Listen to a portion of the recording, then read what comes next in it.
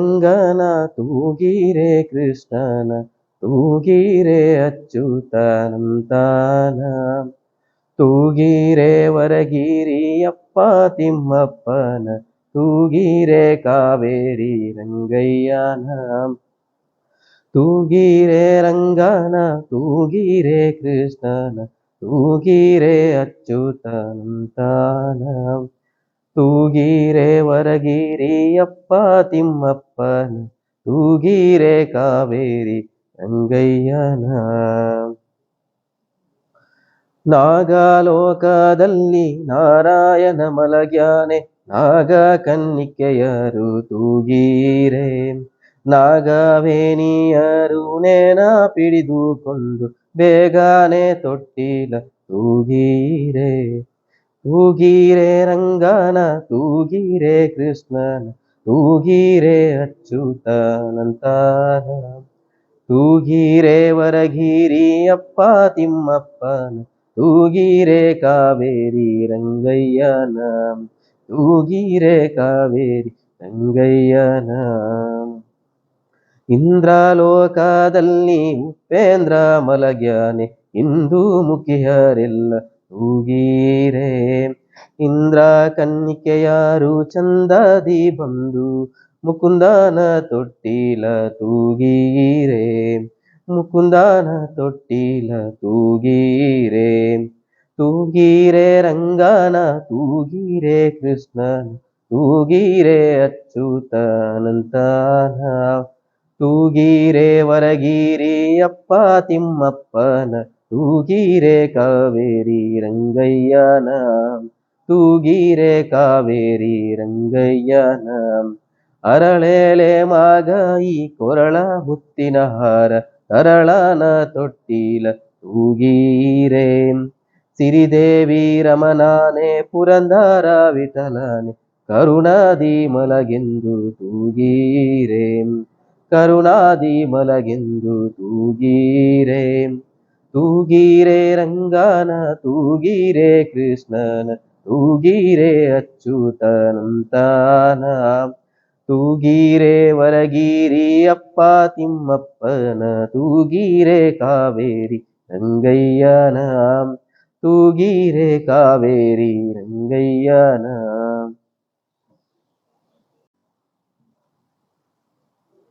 ಸದಾ ಬಾಲರೂಪಾಪಿ ವಿಘ್ನಾದ್ರಿಹಂತ್ರಿ ಮಹಾದಂತಿ ವಕ್ತ್ರಾಪಿ ಪಂಚಾಸ್ಯ ಮಾನ್ಯ ವಿಧೀಂದ್ರಾದಿಮೃಗ್ಯಾ ಗಣೇಶಾಭಿಧಾಮೆ ವಿಧತ್ತಾಂ ಶ್ರಿಯಂ ಕಾಪಿ ಕಲ್ಯಾಣಮೂರ್ತಿಃ ಓಂ ಗುರುರ್ಬ್ರಹ್ಮ ಗುರುರ್ವಿಷ್ಣು ಗುರುರ್ದೇವೋ ಮಹೇಶ್ವರಃ ಗುರು ಸಾಕ್ಷಾತ್ ಪರಂ ಬ್ರಹ್ಮ ತಸ್ಮೈ ಶ್ರೀ ಗುರವೇ ನಮಃ ಅಖಂಡಮಂಡಲಾಕಾರಂ ವ್ಯಾಪ್ತಂ ಯೇನ ಚರಾಚರಂ ತತ್ಪದಂ ದರ್ಶಿತಂ ಯೇನ ತಸ್ಮೈ ಶ್ರೀ ಗುರವೇ ನಮಃ ಅಜ್ಞಾನತಿಮಿರಾಂಧಸ್ಯ ಜ್ಞಾನಾಂಜನಶಲಾಕಯ ಚಕ್ಷುರುನ್ಮಿಲಿತಂ ಯೇನ ತಸ್ಮೈ ಶ್ರೀ ಗುರವೇ ನಮಃ ಓಂ ಹರಿಃ ತತ್ಸತ್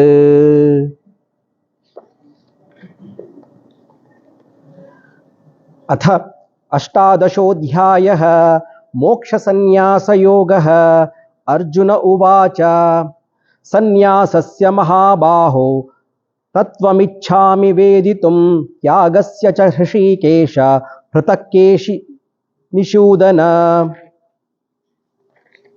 ಶ್ರೀಭಗವಾನ್ ಉವಾಚ ಕಾಮ್ಯಾನಾಂ ಕರ್ಮಣಾಂ ನ್ಯಾಸಂ ಸನ್ಯಾಸಂ ಕವಯೋ ವಿದುಃ ಸರ್ವಕರ್ಮಫಲತ್ಯಾಗಂ ಪ್ರಾಹುಸ್ತ್ಯಾಗಂ ವಿಚಕ್ಷಣಾಃ ತ್ಯಾಜ್ಯಂ ದೋಷವದಿತ್ಯೇಕೆ ಕರ್ಮ ಪ್ರಾಹುರ್ಮನೀಷಿಣಃ ಯಜ್ಞದಾನ ತಪಃ ಕರ್ಮ ನ ತ್ಯಾಜಮಿತಿ ಚಾಪರೇ ನಿಶ್ಚಯಂ ಶೃಣು ಮೇ ತತ್ರ ತ್ಯಾಗೇ ಭರತ ಸತ್ತಮ ತ್ಯಾಗೋ ಹಿ ಪುರುಷವ್ಯಾಘ್ರ ತ್ರಿವಿಧಃ ಸಂಪ್ರಕೀರ್ತಿತಃ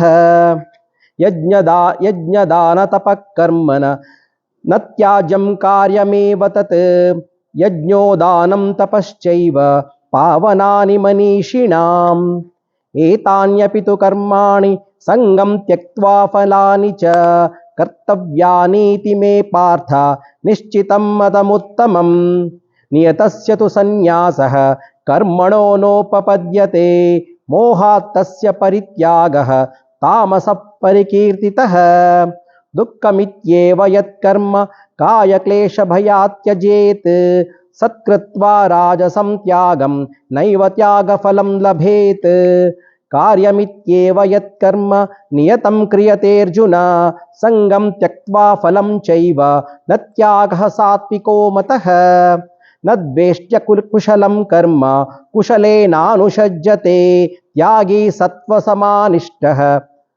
त्यागी सत्त्वसमाविष्टः मेधावी छिन्न संशयः न हि देहभृता शक्यं त्यक्तुं कर्माण्यशेषतः यस्तु कर्मफलत्यागी सत्यागीत्यभिधीयते अनिष्टमिष्टं मिश्रं च त्रिविधं कर्मणः फलं भवत्यत्यागिनां प्रेत्य न तु सन्न्यासिनां क्वचित् पञ्चैतानि महाबाहो कारणानि निबोध मे सांख्ये कृतान्ते प्रोक्तानि सिद्धये सर्वकर्मणाम् अधिष्ठानं तथा कर्ता करणं च पृथग्विधं विविधाश्च पृथक्वेष्टाः दैवं चैवात्र पंचमं शरीरवाङ्मनोभिर्यत् कर्म प्रारभते नरः न्यायं वा विपरीतं वा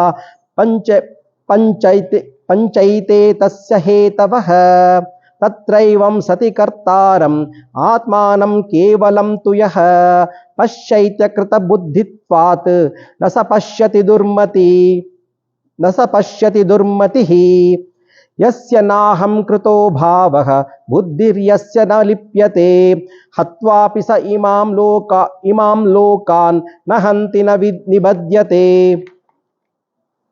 ज्ञानं ज्ञेयं परिज्ञाता त्रिविधा कर्म चोदना करणं कर्म कर्तेति त्रिविधः कर्म संग्रहः ज्ञानं कर्म च कर्ता च त्रिदैव गुणभेदतः प्रोच्यते गुणसंख्याने यथावत् शृणुतान्यपि सर्वभूतेषु येनैकं भावमव्यमीक्षते अविभक्तं विभक्तेषु तज्ज्ञानं विद्धि सात्विकं पृथक्त्वेन तु तज्ज्ञानं नाभावान् पृथग्विदान् वेति सर्वेषु भूतेषु तज्ज्ञानं विद्धि राजसं यत्तु कृत्स्नवदेकस्मिन् कार्ये सक्तमहैतुकम् आत्वत्तत्वार्थवदल्पं च तत्तामसमुदाहृतम् नियतं संगरहितम् अरागद्वेषतः कृतम् अफलप्रेप्सुना कर्म यत्तत् सात्विकमुच्यते यत्तु कामेप्सुना कर्म साहंकारेण वा पुनः क्रियते बहुलायासं तद्राजसमुदाहृतम् अनुबन्धं क्षयं हिंसाम् अनपेक्ष च पौरुषं मोहादारभ्यते कर्म यत्तत्तामसमुच्यते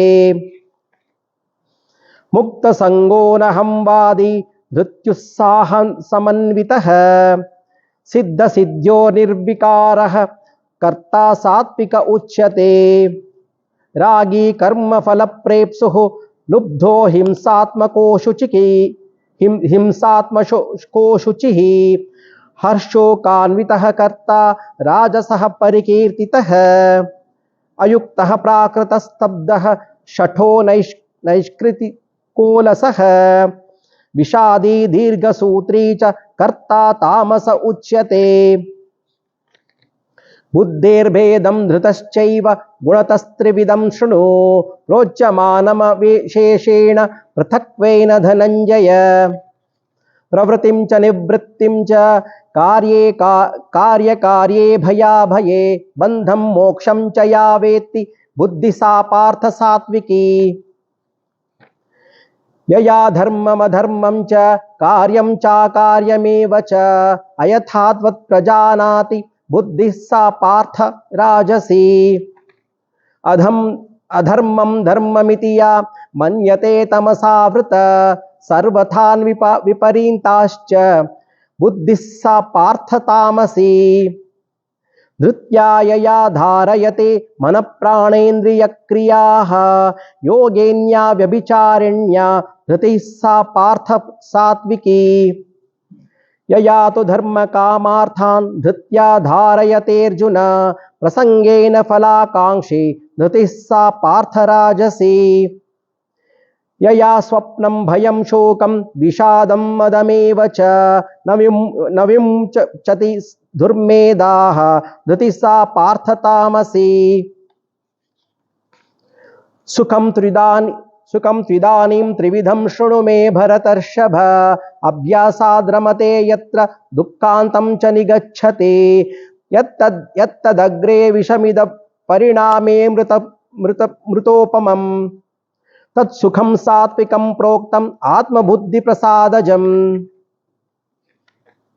विषयेन्द्रिय संयोगात् यत्तदग्रे मृतोपमम् परिणामे विषमिव तत्सुखं राजसंस्मृतम् यदग्रे चानुबन्धे च सुखं मोहनमात्मनः निद्रालस्य प्रमादोत्थं तत्तासमुदाहृतम् न तदस्ति पृथिव्यां वा दिवि देवेषु वा पुनः सत्त्वं प्रकृतिजैर्मुक्तं यदेभिः सात्विकभिर्गुणैः ब्राह्मणक्षत्रियविषां शूद्राणां च परन्तप कर्माणि प्रविभक्तानि स्वभावप्रभवैर्गुणैः शमोदमस्तपः शौचं क्षान्तिरार्जवमेव च ज्ञानं विज्ञानमास्तिक्यं ब्रह्मकर्म स्वभावजं शौर्यं तेजोधृतिर्दाक्ष्यं युद्धे चाप्यपलायनं दानमीश्चरभावश्च क्षात्रं कर्म स्वभावजं कृषिगौरक्षवाणिज्यं वैश्यकर्म स्वभावजं परिचर्यात्मकं कर्म शूद्रस्यापि स्वभावजं स्वे स्वे कर्मण्यभिरतः संसिद्धिं लभते नरः स्वकर्मनिरतः सिद्धिं यथा विन्दति तच्छृणु यतस्प्रवृत्तिर्भूतानां येन सर्वमिदं ततं स्वकर्मणा तमस्तमभ्यर्च्य विद्धिं विन्दति मानवः श्रेयान् स्वधर्मो विगुणः परधर्मात् स्वनुष्ठितात् स्वभावनियतं कर्म कुर्वन्नाप्नोति किल्बिषं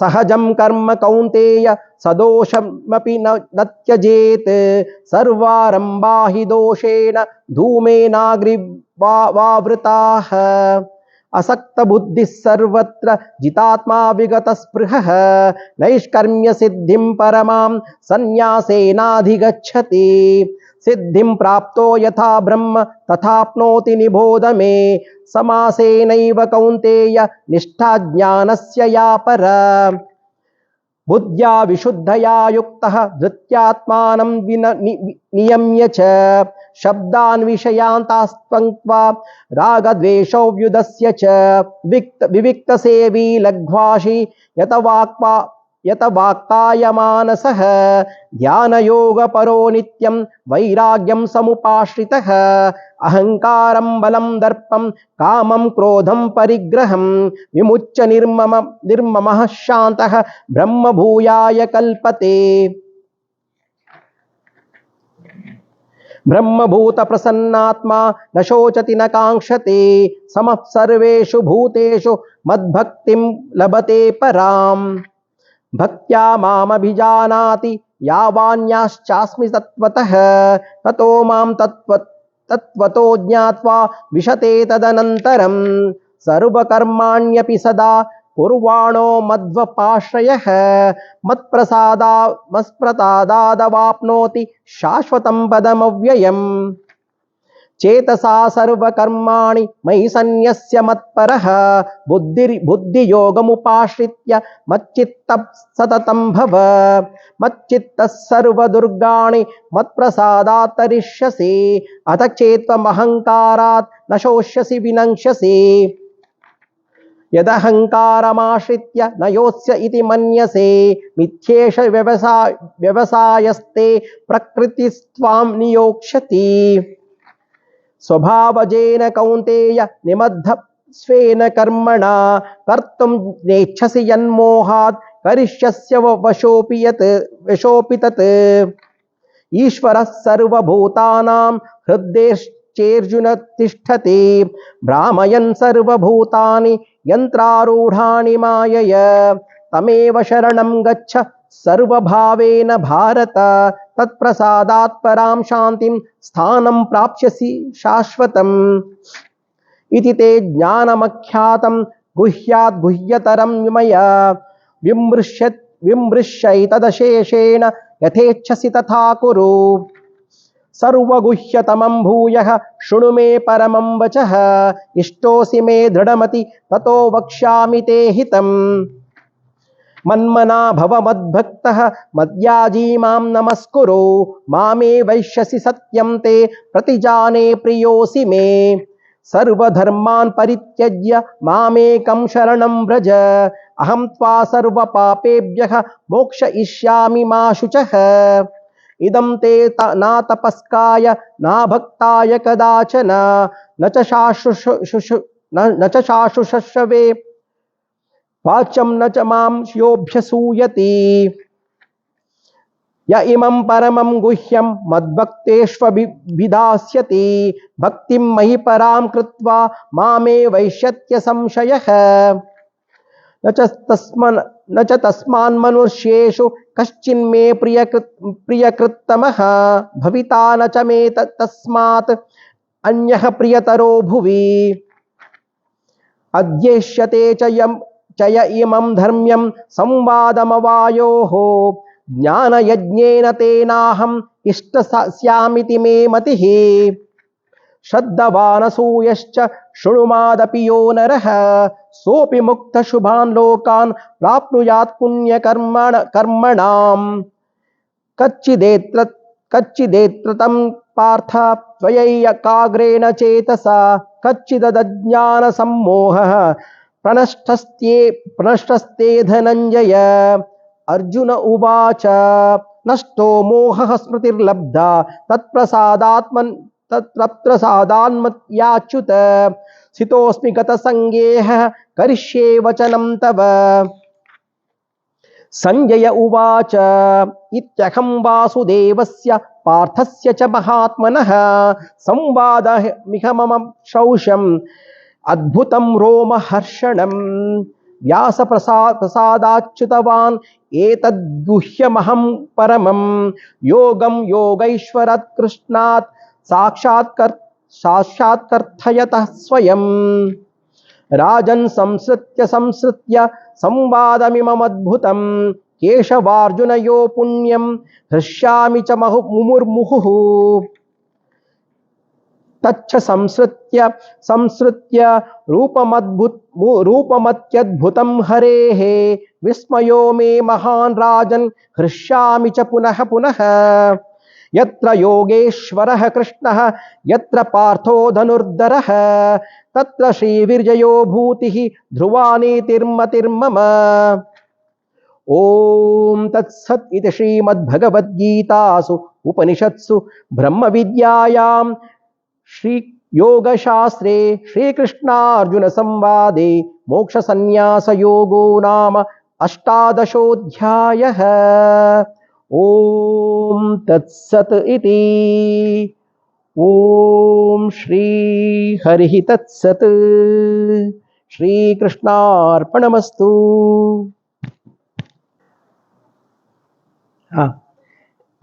ಇವತ್ತು ಭಗವದ್ಗೀತೆಯ 18ನೆಯ ಅಧ್ಯಾಯ ಮೋಕ್ಷ ಸನ್ಯಾಸ ಯೋಗ ಅಂತ ಕರೀತಾರೆ.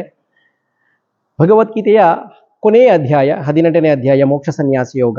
ಕಳೆದ ವಾರ ನಾವು ಈವಾಗಲೇ 17ನೇ ಅಧ್ಯಾಯವನ್ನು ನಾವು ಅಧ್ಯಯನ ಮಾಡಿದ್ದೇವೆ, ಚರ್ಚಿಸಿದ್ದೇವೆ. ಶ್ರದ್ಧಾತ್ರಯ ವಿಭಾಗ ಯೋಗ. ಶ್ರದ್ಧಾತ್ರಯ ವಿಭಾಗ ಯೋಗದಲ್ಲಿ ಅರ್ಜುನ ಕೃಷ್ಣನನ್ನು ಕೇಳ್ತಾನೆ, ಯಾವ ಶ್ರದ್ಧೆಗಳು, ಅವುಗಳಿಗೆ ಫಲಗಳೇನು ಅಂತ ಕೇಳಿದಾಗ ಕೃಷ್ಣ ಅವನಿಗೆ ಹೇಳ್ತಾನೆ 3 ಶ್ರದ್ಧೆಗಳಿರುತ್ತೆ. ಅದರಲ್ಲಿ ಸಾತ್ವಿಕ ಶ್ರದ್ಧೆ, ರಾಜಸ ಶ್ರದ್ಧೆ ಹಾಗೂ ತಾಮಸಿಕ ಶ್ರದ್ಧೆ. ಹಾಗೆ 3 ಶ್ರದ್ಧೆಗಳಲ್ಲಿ ಅದಕ್ಕೆ ಅಂದರೆ 3 ಶ್ರದ್ಧೆ ಇರುವಂತಹ ಮನುಷ್ಯರ ಗುಣಗಳು ಹೇಗಿರುತ್ತೆ, ಹಾಗೆ 3 ಶ್ರದ್ಧೆಗಳಲ್ಲಿ ಇರುವಂತಹ ಅವರು ಸೇವಿಸುವಂತಹ ಆಹಾರಗಳು, ಅವರಿಗೆ ಪ್ರಿಯವಾದ ಆಹಾರಗಳು ಹೇಗಿರುತ್ತೆ, ಅದನ್ನೆಲ್ಲ ತುಂಬ ಡೀಟೇಲ್ ಆಗಿ ಹೇಳ್ಕೊಂಡು ಹೋಗಿದ್ದಾನೆ ಕೃಷ್ಣ. 3 ಶ್ರದ್ಧೆಗಳ ಅವರ ಗುಣಗಳು ಅದರಲ್ಲಿ ಹೇಳ್ತಾನೆ. ಅಲ್ವಾ. ನಾವು ಕೊನೆಯದಾಗಿ ನಾವು ಚರ್ಚಿಸಿ ಏನು ಯೋಚನೆ ಮಾಡಿದ್ದೇವೆ ಅಂದರೆ, ನಾವು ಎರಡು ಶ್ರದ್ಧೆಗಳೆಲ್ಲ ನಾವೀಗ ಇರೋದು ನಾವು ರಾಜಸಿ ಶ್ರದ್ಧೆಯಲ್ಲಿ ನಾವು ತಿಳ್ಕೊಂಡ್ರು ನಾವು ಸಾತ್ವಿಕ ಶ್ರದ್ಧೆ ಅಂತ ಹೋಗೋಣ, ನಮಗೆ ತಾಮಸಿಕ ಶ್ರದ್ಧೆ ಬೇಡವೇ ಬೇಡ, ನಾವು ಬಿಟ್ಟು ಬಿಡೋಣ ಅದನ್ನು ಅಂತ ನಾವು ಆಗಲೇ ಕಳೆದ ವಾರ ಚರ್ಚೆ ಮಾಡಿದ್ದೇವೆ. ಹಾಗೆ ಮುಂದೆ ಇದೆಲ್ಲ ನಾವು ಅರ್ಜುನ ಹೀಗೆ ಕೊನೆಯದಾಗಿ ಮತ್ತೆ ಈ ಕೊನೆಯ ಹಂತಕ್ಕೆ ಬರ್ತಾ ಇದ್ದೇವೆ. ಹಾಗೆ ಈ ಮೂರು ಏನು ಹೇಳ್ತಾರಲ್ಲ, ಮೋಕ್ಷ ಸನ್ಯಾಸ ಯೋಗ ಅಂದರೆ ಕೊನೆಯದಾಗಿ 1ರಿಂದ 17ನೇ ಅಧ್ಯಾಯ ತನಕ ಎಷ್ಟು ನಾವು ಓದಿದ್ದೇವೆ, ಎಷ್ಟು ಕಲಿತಿದ್ದೇವೆ, ಅದನ್ನೆಲ್ಲ 17ನೇ ಅಧ್ಯಾಯ ತನಕ ಸೇರಿದ ಎಲ್ಲ ಪೂರ್ತಿಯಾಗಿ 18ನೇ ಅಧ್ಯಾಯದಲ್ಲಿ ಒಂದು ಅಧ್ಯಾಯದಲ್ಲಿ ನಾವು ಎಲ್ಲ ಪೂರ್ತಿ ಇದೆ. ಇಟ್ ಇಸ್ ಕಂಪೈಲಿಂಗ್, ಎಲ್ಲ ಸೇರಿಸ್ಕೊಂಡು 18ನೇ ಅಧ್ಯಾಯದಲ್ಲಿ ಮೋಕ್ಷ ಸನ್ಯಾಸ ಎಲ್ಲ ಇದೆ. ಅದರಿಂದಾಗಿ ಇದನ್ನು ನಾವು ಕ್ಲಾಸ್ ಮಾಡಬೇಕು ಅಂದರೆ ಇದಕ್ಕೆ ಬಹುಶಃ ಒಂದು ವಾರನೇ ಬೇಕಾಗೋದು, ಅಷ್ಟಿದೆ ಇದರಲ್ಲಿ ಚರ್ಚೆ ಮಾಡೋದು. 78 ಶ್ಲೋಕಗಳಿರುವಂತಹ ಅಧ್ಯಾಯ. ಇದರಿಂದಾಗಿ ತುಂಬ ವಿಶದವಾಗಿ ಎಲ್ಲ ಇದೆ. ಅದರಿಂದಾಗಿ ನಾವು ಇದರಲ್ಲಿ ಎಲ್ಲ ಶ್ಲೋಕಗಳನ್ನು ನಾವು ಮಾಡಲಿಕ್ಕೆ ಆಗದೇ ಇದ್ದರೂ ಮುಖ್ಯವಾದ ಇದರಲ್ಲಿ ಏನು ಮಿಳಿತವಾಗಿದೆ, ಇದರಲ್ಲಿ ಏನು 3 ಶ್ರದ್ಧೆಗಳು, ಯಾವುದು ಮೋಕ್ಷ ಸನ್ಯಾಸಕ್ಕೆ ಮೋಕ್ಷಕ್ಕೆ ಕರೆದುಕೊಂಡು ಹೋಗುವಂತಹ 3 ಯಾವುದು ನಾವು ಶ್ರದ್ಧೆಗಳನ್ನು ಇಟ್ಕೋಬೇಕು, ಅದನ್ನು ನಾವು ಮಾಡಲೇಬೇಕಾದಂತಹ ಕರ್ತವ್ಯಗಳು ಯಾವುದು ಅಂಥವನ್ನು ನಾವೀಗ ಇಲ್ಲಿ ಚರ್ಚಿಸಬೇಕಾಗಿದೆ ಇವತ್ತಿನ ಅಧ್ಯಾಯದಲ್ಲಿ. ಹಾಗೆ ಏನಾಗಿದೆ ಅಂದರೆ, ಹಾಗೆ ಪ್ರಶ್ನೆ ಕೇಳ್ತಾನೆ, ಮತ್ತೆ ಅರ್ಜುನ ಕೇಳ್ತಾನೆ. ಪ್ರತಿ ಸಲ ಅರ್ಜುನ ಪ್ರಶ್ನೆಗಳನ್ನು ಕೇಳ್ಕೊಂಡೇ ಹೋಗ್ತಾನೆ. ಏನು ಹೇಳ್ತಾನೆ? ಸನ್ಯಾಸಸ್ಯ ಮಹಾಬಾಹೋ ತತ್ವಮಿಚ್ಛಾಮಿ ವೇದಿತುಂ ತ್ಯಾಗಸ್ಯ ಚ ಋಷಿಕೇಶ ಪೃಥಕ್ಕೇಶಿ ನಿಷೂದನ ಅಂತ. ನನಗೆ ಸಪ್ರೇಟ್ ಆಗಿ ಹೇಳು, ಋಷಿಕೇಶನೇ ಕೇಶಿಯನ್ನು ಕೊಂದಾತನೆ, ಅಂದರೆ ಋಷಿಕೇಶ ಅಂದರೆ ಕೇಶಿ ಎಂಬ ರಾಕ್ಷಸನು ಕೊಂದಾತನು ಋಷಿಕೇಶ ಅಂತ ಕರೀತಾರೆ. ಹಾಗೆ ಸನ್ಯಾಸ ತತ್ವವನ್ನು ತ್ಯಾಗದ ತತ್ವವನ್ನು ನನಗೆ ಬೇರೆ ಬೇರೆಯಾಗಿ ನೀನು ಸ್ವಲ್ಪ ಡಿಟೇಲ್ ಆಗಿ ಹೇಳು, ಅಪೇಕ್ಷಿಸ್ತೇನೆ, ಅದನ್ನೇ ನನಗೆ ಹೇಳು. ಸನ್ಯಾಸ ಅಂದ್ರೆ ಏನು, ತ್ಯಾಗ ಅಂದ್ರೆ ಏನು ನನಗೆ ಹೇಳು ಅಂತ ಹೇಳ್ತಾನೆ. ಆಗ ಕೃಷ್ಣ ಹೇಳ್ತಾನೆ, ಮುಂದೆ ಹೇಳ್ಕೊಂಡು ಹೋಗ್ತಾನೆ, ಇದರಲ್ಲಿ ಹೇಳ್ತಾನೆ, ಕಾಮ್ಯಾನಂ ಕರ್ಮಣಾಂ ನ್ಯಾಸಂ ಸನ್ಯಾಸಂ ಕವಯೋ ವಿದುಹು ಸರ್ವ ಕರ್ಮ ಫಲತ್ಯಾಗಂ ಪ್ರಾಹುಸ್ತ್ಯಾಗಂ ವಿಚಕ್ಷಣಾಹ ಅಂತ ಹೇಳ್ತಾನೆ. ಅಂದ್ರೆ ಅವನು ಹೇಳ್ತಾನೆ, ಕಾಮ್ಯಗಳನ್ನು ಅಂದ್ರೆ ಆಸೆಗಳನ್ನು ಇಟ್ಕೊಂಡು ಮಾಡುವಂತಹ ಏನು ಕರ್ಮಗಳಿದೆ ಅದನ್ನು ಬಿಡುವುದೊಂದು ಸನ್ಯಾಸವೊಂದು ಅದನ್ನು ಸನ್ಯಾಸ ಅಂತ ಕೆಲವು ಪಂಡಿತರು ಹೇಳ್ತಾರೆ. ಆಮೇಲೆ ಸರ್ವ ಕರ್ಮಗಳ ಫಲವನ್ನು ಪೂರ್ತಿಯಾಗಿ ನಾವು ಬಿಟ್ಬಿಡ್ಬೇಕು, ತ್ಯಾಗ ಮಾಡಬೇಕು ಅಂತ ಇನ್ನೂ ಕೆಲವರು ಹೇಳ್ತಾರೆ ಅಂತ ಅವನಿಗೆ ಹೇಳ್ತಾನೆ. ಕೃಷ್ಣ ಅರ್ಜುನನಿಗೆ ಹೇಳ್ತಾನೆ. ಬಟ್ ಇನ್ನು ಮುಂದೆ ಹೇಳ್ಕೊಂಡು ಹೋಗ್ತಾನೆ, ತ್ಯಾಜಂ ದೋಷ ಬದಿತ್ಯ ಏಕೆ ಕರ್ಮ ಪ್ರಾಹುರ್ಮನೀಷಿಣಃ ಯಜ್ಞದಾನ ತಪಕರ್ಮ ನತ್ಯಾಜಮಿತಿ ಚಾಪರೆ ಅಂತ. ಅಂದ್ರೆ ಎಲ್ಲಾ ಬಗೆಯ ಕಾಮ್ಯಕರ್ಮಗಳು ಅಂದ್ರೆ ಆಸೆಯಿಂದ ನಾವು ಆಸೆ ಇಟ್ಕೊಂಡು ಮಾಡುವಂತಹ ಕಾಮ್ಯಗಳು ಅಲ್ವಾ, ಮಾಡುವುದು ದೋಷಯುಕ್ತ, ಅವುಗಳನ್ನು ಬಿಟ್ಟೇ ಬಿಡಬೇಕು ಅಂತ ಕೆಲವರು ಹೇಳ್ತಾರೆ ಅಂತ ಹೇಳ್ತಾನೆ, ಕೆಲವು ವಿದ್ವಾಂಸರು ಹೇಳ್ತಾರೆ ಅಂತ. ಆದರೆ ಇನ್ನು ಕೆಲವರು ಮಹಾಚಿಂತಕರು ಏನ್ ಹೇಳ್ತಾರೆ, ಯಜ್ಞ ದಾನ ತಪಸ್ಸುಗಳನ್ನು ಯಾವತ್ತೂ ಬಿಡಲೇಬಾರದು ಅಂತ ಹೇಳ್ತಾನೆ. ಹಾಗೆ ಕೃಷ್ಣ ಏನ್ ಹೇಳ್ತಾನೆ ಇಲ್ಲಿ ಅರ್ಜುನನಿಗೆ, ಎಲ್ಲದನ್ನು ಬಿಡುವುದೆಲ್ಲ ಸರಿ, ಆದರೆ ನೀವು ಏನ್ ಬಿಟ್ರು ಈ 3 ಇದೆಲ್ಲ ಯಜ್ಞ ದಾನ ಆಮೇಲೆ ತಪ, ಈ 3ಗಳನ್ನು ನಾವು ಬಿಡಬಾರದು ಅಂತ ಹೇಳ್ತಾನೆ ಕೃಷ್ಣ ಅರ್ಜುನನಿಗೆ. ಅದರಲ್ಲಿ ಮುಂದೆ ಬರ್ತೀವಿ ಡೀಟೇಲ್ ಆಗಿ, ಇದನ್ನ ನಾವು ಮತ್ತೆ ಚರ್ಚಿಸ್ಕೊಂಡು ಹೋಗ್ತೇವೆ.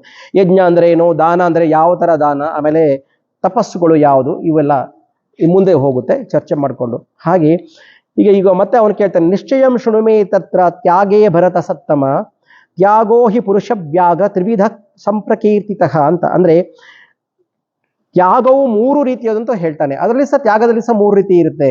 ಯಾವುದು? ಅದೇ ಸೇಮ್ ನಾವು ಕಳೆದ ವಾರ ಏನು ಮಾತಾಡಿದ್ದೇವೆ, ಸಾತ್ವಿಕ ತ್ಯಾಗ, ರಾಜಸಿಕ ತ್ಯಾಗ, ತಾಮಸಿಕ ತ್ಯಾಗ. ಹಾಗೆ ಅದೇ ಮತ್ತೆ 3 ತ್ಯಾಗಗಳು. ಹಾಗೆ ಯಜ್ಞ ದಾನ ತಪಕರ್ಮ ನತ್ಯಾಜಂ ಕಾರ್ಯಮೇವ ತತ್ ಯಜ್ಞೋದಾನಂ ತಪಶ್ಚೈವ ಪಾವನಾನಿ ಮನೀಷಿಣಾಮ್ ಅಂತ ಹೇಳ್ತಾನೆ. ಯಜ್ಞ ದಾನ ಮತ್ತು ತಪಸ್ಸುಗಳನ್ನು ಯಾವತ್ತೂ ಬಿಡಲೇಬಾರದು ಅಂತ ಹೇಳ್ತಾನೆ. ಹಾಗೆಯೇ ಅದು ಮಾಡಲೇಬೇಕು. ಹಾಗೆ ತಿಳಿದವರಿಗೆ ಯಜ್ಞ ಮತ್ತು ದಾನ ತಪಸ್ಸುಗಳು ಪವಿತ್ರಗೊಳಿಸುವಂತಾಗುತ್ತದೆ ಅಂತಂದ್ರೆ, ಯಜ್ಞ ಅಂದ್ರೆ ಏನು, ಯಜ್ಞ ಅಂದ್ರೆ ಏನು, ನಾವು ಕೂತ್ಕೊಂಡು ಹೋಮ ಮಾಡೋದು ಮಾತ್ರ ಯಜ್ಞ ಅಲ್ಲ. ಯಜ್ಞ ಅಂದ್ರೆ ದೇವರ ಭಕ್ತಿ. ಯಜ್ಞ ಅಂದ್ರೆ ಇಲ್ಲಿ ಇವನು ಹೇಳುವಂಥದ್ದು ಕೃಷ್ಣ, ದೇವರ ಭಕ್ತಿಯನ್ನು ಯಾವತ್ತೂ ಬಿಡಲೇಬಾರದು, ಭಕ್ತಿ ನಾವು ಮಾಡಲೇಬೇಕು ಅಂತ ಹೇಳ್ತಾನೆ, ಅದನ್ನು ನಾವು ಯಾವತ್ತೂ ಬಿಡಬಾರದು. ಹಾಗೆ ದಾನ ಸಹ ಹಾಗೇನೆ, ದಾನ ಸಾತ್ವಿಕ ದಾನ ಅಂತ ಹೇಳ್ತಾರೆ, ರಾಜಸಿಕ ದಾನ, ತಾಮಸಿಕ ದಾನ. ದಾನ ಮಾಡುವಂಥದ್ದು ಸಹ ನಾವು ಯಾವತ್ತೂ ಅದೆಲ್ಲ ನಮ್ದು ಏನು ಹೇಳ್ತಿಲ್ಲ, ನಮ್ಮ ಕರ್ತವ್ಯ ಅಂತ ನಾವು ತಿಳ್ಕೊಂಡು ಮಾಡ್ಬೇಕಂತ ಹೇಳ್ತಾನೆ. ಈ 3 ವಸ್ತುಗಳು, ತಪಸ್ಸು ಅಂದ್ರೆ ನಾವು ಒಂದು ಹೇಳ್ತಾರೆ ಭಗವಂತನ ಅನನ್ಯವಾಗಿ ನಾವು ಧ್ಯಾನಿಸ್ಕೊಂಡಿರೋದು ಯಾವತ್ತೂ. ಈ 3ಗಳನ್ನು ನಾವು ಯಾವತ್ತೂ ಬಿಡಬಾರ್ದು, ಇದನ್ನ ನಮ್ಮ ಕರ್ತವ್ಯ ಅಂತ ತಿಳ್ಕೊಂಡೇ ನಾವು ಮಾಡಬೇಕು ಅಂತ ಕೃಷ್ಣ ಮತ್ತೆ ಹೇಳ್ತಾನೆ ಅವನಿಗೆ. ಹಾಗೆ ಮುಂದೆ ಹೇಳ್ತಾನೆ, ಏತಾನ್ಯಪಿತು ಕರ್ಮಾಣಿ ಸಂಗಂ ತ್ಯಕ್ತ್ವಾ ಫಲಾನಿ ಚ ಕರ್ತವ್ಯಾನೀತಿ ಮೇ ಪಾರ್ಥ ನಿಶ್ಚಿತಂ ಮತಮುತ್ತಮಂ. ಇದು ಇಂಪಾರ್ಟೆಂಟ್ ಶ್ಲೋಕ, ಇದು ಮಾರ್ಕ್ ಮಾಡ್ಕೊಳ್ಳಿ. ಹಾಗೆ 18ನೇ ಅಧ್ಯಾಯದಲ್ಲಿ 6ನೇ ಶ್ಲೋಕ. ಹಾಗೆ ಹೇಳ್ತಾನೆ, ಯಜ್ಞ ದಾನ ತಪೋರೂಪಗಳಾದ ಈ ಕರ್ಮಗಳನ್ನು ಸಹ ಕರ್ತೃತ್ವ ಸಂಘವನ್ನು ಬಿಟ್ಟು ಫಲಮೋಹವಿಲ್ಲದೆ ಮಾಡುವುದು ಉತ್ತಮ. ಇದೇ ನನ್ನ ಸಿದ್ಧಾಂತ ಅಂತ ಹೇಳ್ತಾನೆ. ಅರ್ಥ ಆಯ್ತಲ್ಲ? ಯಜ್ಞ, ಇದು ನಾವು ಹಿಂದಿನ ಉದ್ಯೋಗಗಳೆಲ್ಲ ಇದನ್ನೆಲ್ಲ ಚರ್ಚೆ ಮಾಡಿದ್ದೇವೆ, ಮತ್ತೆ ಇದನ್ನ ರೀಕ್ಯಾಪ್ ಮಾಡೋದು ಅಲ್ವಾ. ಯಜ್ಞ ದಾನ ಮತ್ತು ತಪೋರೂಪಗಳಾದ ಈ ಕರ್ಮಗಳನ್ನು ಯಾವತ್ತೂ ಮಾಡುವಾಗ ನಾನು ಮಾಡಿದೆ, ನನ್ನಿಂದಾಗೆ ಆಯಿತು, ನಾನು ಈ ಕೆಲಸಗಳನ್ನೆಲ್ಲ ಮಾಡಿದೆ ಅಂತಹ ಯಾವುದೇ ಕರ್ತೃತ್ವ ಭಾವವನ್ನು ನಾವು ಇಟ್ಕೊಳ್ಳದೆ ಎಲ್ಲವನ್ನೂ ಭಗವಂತನಿಗೆ ಸಮರ್ಪಣೆ ಮಾಡಬೇಕು. ನನ್ನಲ್ಲಿ ನಿಂತು ನೀನು ಮಾಡಿಸಿದೆ ಪ್ರಭು ಭಗವಂತ ಅಂತ ನಾವು ತಿಳ್ಕೊಂಡ್ಮಾಡ್ಬೇಕು. ನನ್ನಲ್ಲಿ ನಿಂತು ನೀನು ಇದನ್ನು ಮಾಡಿಸಿದೆ, ನಾನು ಯಾವುದೂ ಮಾಡಿಲ್ಲ, ಇದಕ್ಕೆ ಯಾವುದೂ ಕಾರಣಕರ್ತ ನಾನಲ್ಲ ಅಂತ ನಮ್ಮಲ್ಲಿ ಆ ಭಾವ ಇಟ್ಕೊಂಡಾಗ ಮಾಡಿದಂತಹ ಏನು ಇದೆಲ್ಲ ಕರ್ಮ, ಅದು ಸಾತ್ವಿಕ ಕರ್ಮ, ಅಂದರೆ ಅದು ಅತ್ಯಂತ ಶ್ರೇಷ್ಠ, ಅದು ಭಗವಂತನಿಗೆ ಬಹಳ ಇಷ್ಟವಾಗುವಂಥದ್ದು ಅಂತ ಹೇಳ್ತಾನೆ. ಹಾಗೆ ಮುಂದೆ ಹೇಳ್ತಾನೆ, ಯಜ್ಞ ತಾನ ತಪೋರೂಪಗಳಿಂದ ಈ ಕರ್ಮಗಳನ್ನು ಸಹ ಕರ್ತೃತ್ವ ಭಾವವನ್ನು ಇಟ್ಕೊಳ್ಳದೆ ನಾವು ಮಾಡುವ, ಮೋಹವನ್ನು ಇಟ್ಕೊಳ್ಳದೆ ಮಾಡುವಂಥದ್ದು ಇದೇ ನನ್ನ ಸಿದ್ಧಾಂತ ಅಂತ ಹೇಳ್ತಾನೆ. ಹಾಗೆ ಮತ್ತೆ ಹೋಗ್ತಾನೆ, ಯತಸ್ಯತು ಸನ್ಯಾಸ ಕರ್ಮಣೋ ನೋಪಪದ್ಯತೆ ಮೋಹ ತಸ್ಯ ಪರಿತ್ಯಾಗ ತಾಮಸ ಪರಿಕೀರ್ತಿತ ಅಂತ. ಆಮೇಲೆ ಇನ್ನೊಂದು ಹೇಳ್ತಾನೆ, ಈ ತರ ಏನಾಗುತ್ತೆ ಅಂದ್ರೆ ಮನುಷ್ಯ ಏನ್ ತಿಳ್ಕೊಳ್ತಾನಂದ್ರೆ, ಇಷ್ಟೆಲ್ಲ ನಾವು ಬಿಟ್ಬಿಡುವುದು ಅಂತ ಹೇಳ್ತಾರಲ್ಲ, ಬಿಟ್ಬಿಡಿ ಎಲ್ಲ ನಾವು ಮಾಡಬೇಡಿ ಅಂತ. ಕೊನೆಗೆ ಏನ್ ಮಾಡ್ತಾರೆ, ಕೆಲಸನೇ ಮಾಡೋದು ಬೇಡ, ಅದನ್ನೇ ಬಿಟ್ಬಿಡೋಣ ಅಂತ. ಅದು ಅಲ್ಲ, ಅದು ತಪ್ಪು ಅಂತ ಹೇಳ್ತಾನೆ. ನಿನ್ನ ಕರ್ತವ್ಯವನ್ನು ನೀನು ಮಾಡಲೇಬೇಕು, ನಿನ್ನ ಕರ್ತವ್ಯ, ನಿನಗೆ ಕೊಟ್ಟಿರೋ ಕರ್ತವ್ಯ ನೀನು ಮಾಡಲೇಬೇಕು. ಕರ್ತವ್ಯವನ್ನೇ ಬಿಟ್ಬಿಡೋದಲ್ಲ, ಅದು ಕರ್ತವ್ಯವನ್ನು ಬಿಟ್ಟರೆ ಅದು ತಾಮಸ ಇದಾಗ್ಬಿಡುತ್ತೆ ಅಂತ ಹೇಳ್ತಾನೆ ಅಲ್ವಾ. ಕೆಲವ್ರು ಏನ್ ಮಾಡ್ತಾರೆ, ಗೊತ್ತಿದ್ಯೋ ಗೊತ್ತಿಲ್ಲದೆ ಏನು ಮನಸ್ಸಿಗೆ ಬಂದಂಗೆ ಮಾಡ್ಬಿಡ್ತಾರೆ. ಒಂದೊಂದ್ಸಲ ಬಿಟ್ಟೇ ಬಿಡ್ತಾರೆ, ಇವತ್ತು ಬೇಡ, ಇವತ್ತು ಕ್ಲಾಸಿಗೆ ಹೋಗದೇ ಇದ್ರು ನಡೆಯುತ್ತೆ, ಪರವಾಗಿಲ್ಲ. ಅದು ಏನ್ ಹೇಳ್ತಾರೆ, ಮತ್ತೆ ಅದು ರಾಜಸಿಕ ಇದು ಅಂತ ಹೇಳ್ತಾರೆ. ಅದನ್ನ ಪೂರ್ತಿ ಬಿಟ್ಬಿಡೋದೇನಿದೆ ಅದು ತಾಮಸಿಕ ಕರ್ತವ್ಯ ನಾವು ಮಾಡುವಂಥದ್ದು. ಹಾಗೆ ಪೂರ್ತಿ ಬಿಡಬಾರ್ದು ಯಾವತ್ತು. ಎಲ್ಲಾದ್ರೂ ಒಂದ್ ಕಡೆ ಬಿಟ್ಟು ಹೋದ್ರು ಮುಂದೆ ಮತ್ತೆ ನಾವು ರಾಜಸಿಕದಲ್ಲಿ ಇದ್ರೂ ಸಾತ್ವಿಕ ಕಳೆಗೆ ನಾವು ಬರುವಂತಕ್ಕೆ ನಾವು ಪ್ರಯತ್ನ ಪಡಬೇಕು. ಅದು ಅವನು ಹೇಳ್ತಾ ಇದ್ದಾನೆ. ಮತ್ತೆ ಹೇಳ್ತಾನೆ, ನಿಯಮಿತ ಕರ್ತವ್ಯಂ ಆಮೇಲೆ ದುಃಖ ಮಿತ್ಯೇವ ಯತ್ಕರ್ಮ ಕಾಯ ಕ್ಲೇಶ ಭಯಾತ್ಪಜೇತ್ ನಕೃತ್ವ ಸಕೃತ್ವ ರಾಜಸಂ ತ್ಯಾಗಂ ನೈವ ತ್ಯಾಗ ಫಲಂ ಲಭೇತ್. ಈಗಷ್ಟೇ ಹೇಳಿದ್ನಲ್ಲ, ನಿಯಮಿತ ಕರ್ತವ್ಯಗಳನ್ನು ಕ್ಲೇಶದ ಆಗ್ಬೇಕಂದ್ರೆ ಕಷ್ಟ ಆಗುತ್ತೆ. ಇವತ್ತು ನಾವು ಬರೋಕ್ಕಾಗಲ್ಲ ಕ್ಲಾಸಿಗೆ, ನಮಗೆ ಏನಿದೆ ಡ್ಯೂಟಿ ಇದೆ, ನಾವು ಅದನ್ನು ಅಡ್ಜಸ್ಟ್ ಮಾಡ್ಲಿಕ್ಕೆ ಆಗುವುದೇ ಇಲ್ಲ, ಬೇರೆಯವರಿಗೆ ನಾವು ಅದನ್ನು ಕೊಡ್ಲಿಕ್ಕೆ ಆಗುವುದೇ ಇಲ್ಲ, ನಮ್ಗೆ ಡ್ಯೂಟಿನೇ ಮುಖ್ಯ, ಅದು ಮಾಡಲೇಬೇಕು ಅಂತ ನಾವು ಸ್ವಲ್ಪ ನಮ್ಮಲ್ಲಿ ಆ ಕಡೆ ಈ ಕಡೆ ನಾವು ಯೋಚನೆಗಳು ಮಾಡಿಕೊಂಡು ಕೊನೆಯದಾಗಿ ಮೋಕ್ಷ ಸನ್ಯಾಸ ಯೋಗ ಬಿಟ್ಟು ಪರವಾಗಿಲ್ಲ, ಅದು ಬಿಟ್ಟರು ಪರವಾಗಿಲ್ಲ, ನನ್ಗೆ ಡ್ಯೂಟಿ ಇಂಪಾರ್ಟೆಂಟ್ ಅಲ್ಲ ಅಂತಲ್ಲ, ಆದರೆ ನಾವು ಅದರಲ್ಲಿ ಸ್ವಲ್ಪ ಅಡ್ಜಸ್ಟ್ ಮಾಡಿಕೊಂಡು ನಾವು ಭಗವಂತನಿಗೆ ಅರ್ಪಿಸುವಂತಹ ಈ ಇವತ್ತಿನ ಕಥೆಯಲ್ಲಿ ನಾವು ತಪ್ಪಿಸ್ಕೊಳ್ಳೇಬಾರದು ಅಂತ ಹೇಳ್ತಾರೆ.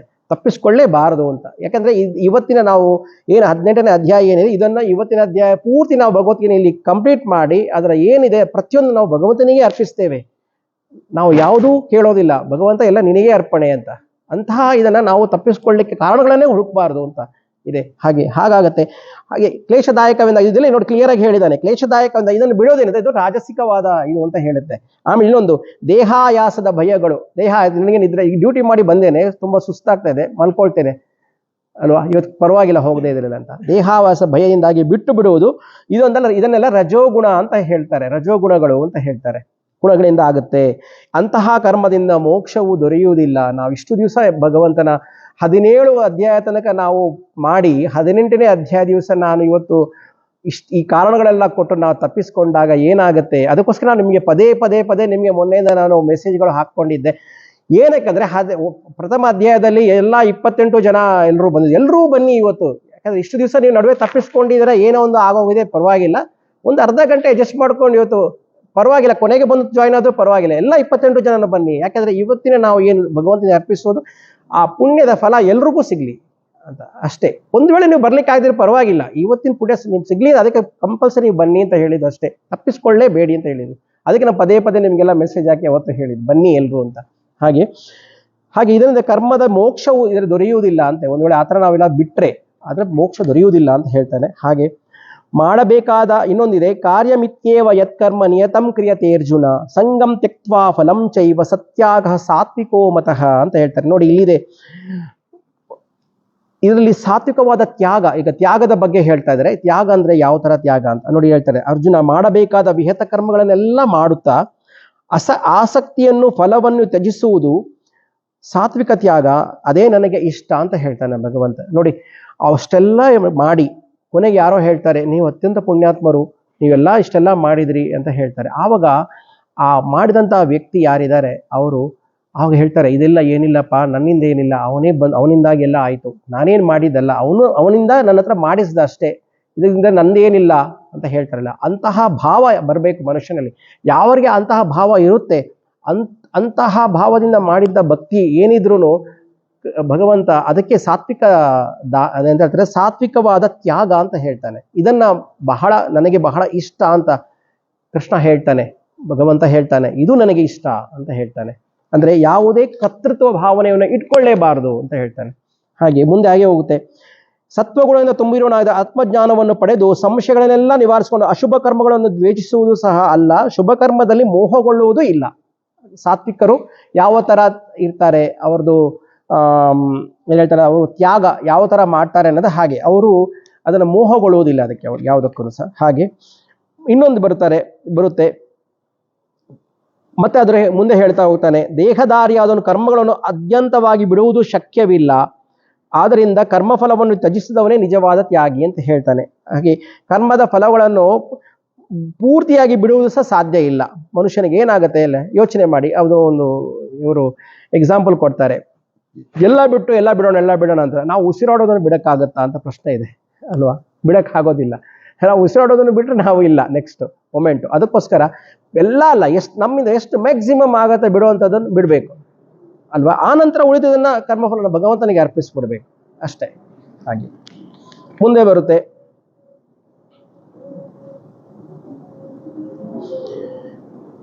ಹಾಗೆ ಮುಂದೆ ಹೋಗುತ್ತೆ. ಮುಂದೆ ಹೇಳ್ಕೊಂಡು ಹೋಗ್ತಾರೆ. ಮುಂದೆ ಏನಾಗತ್ತೆ,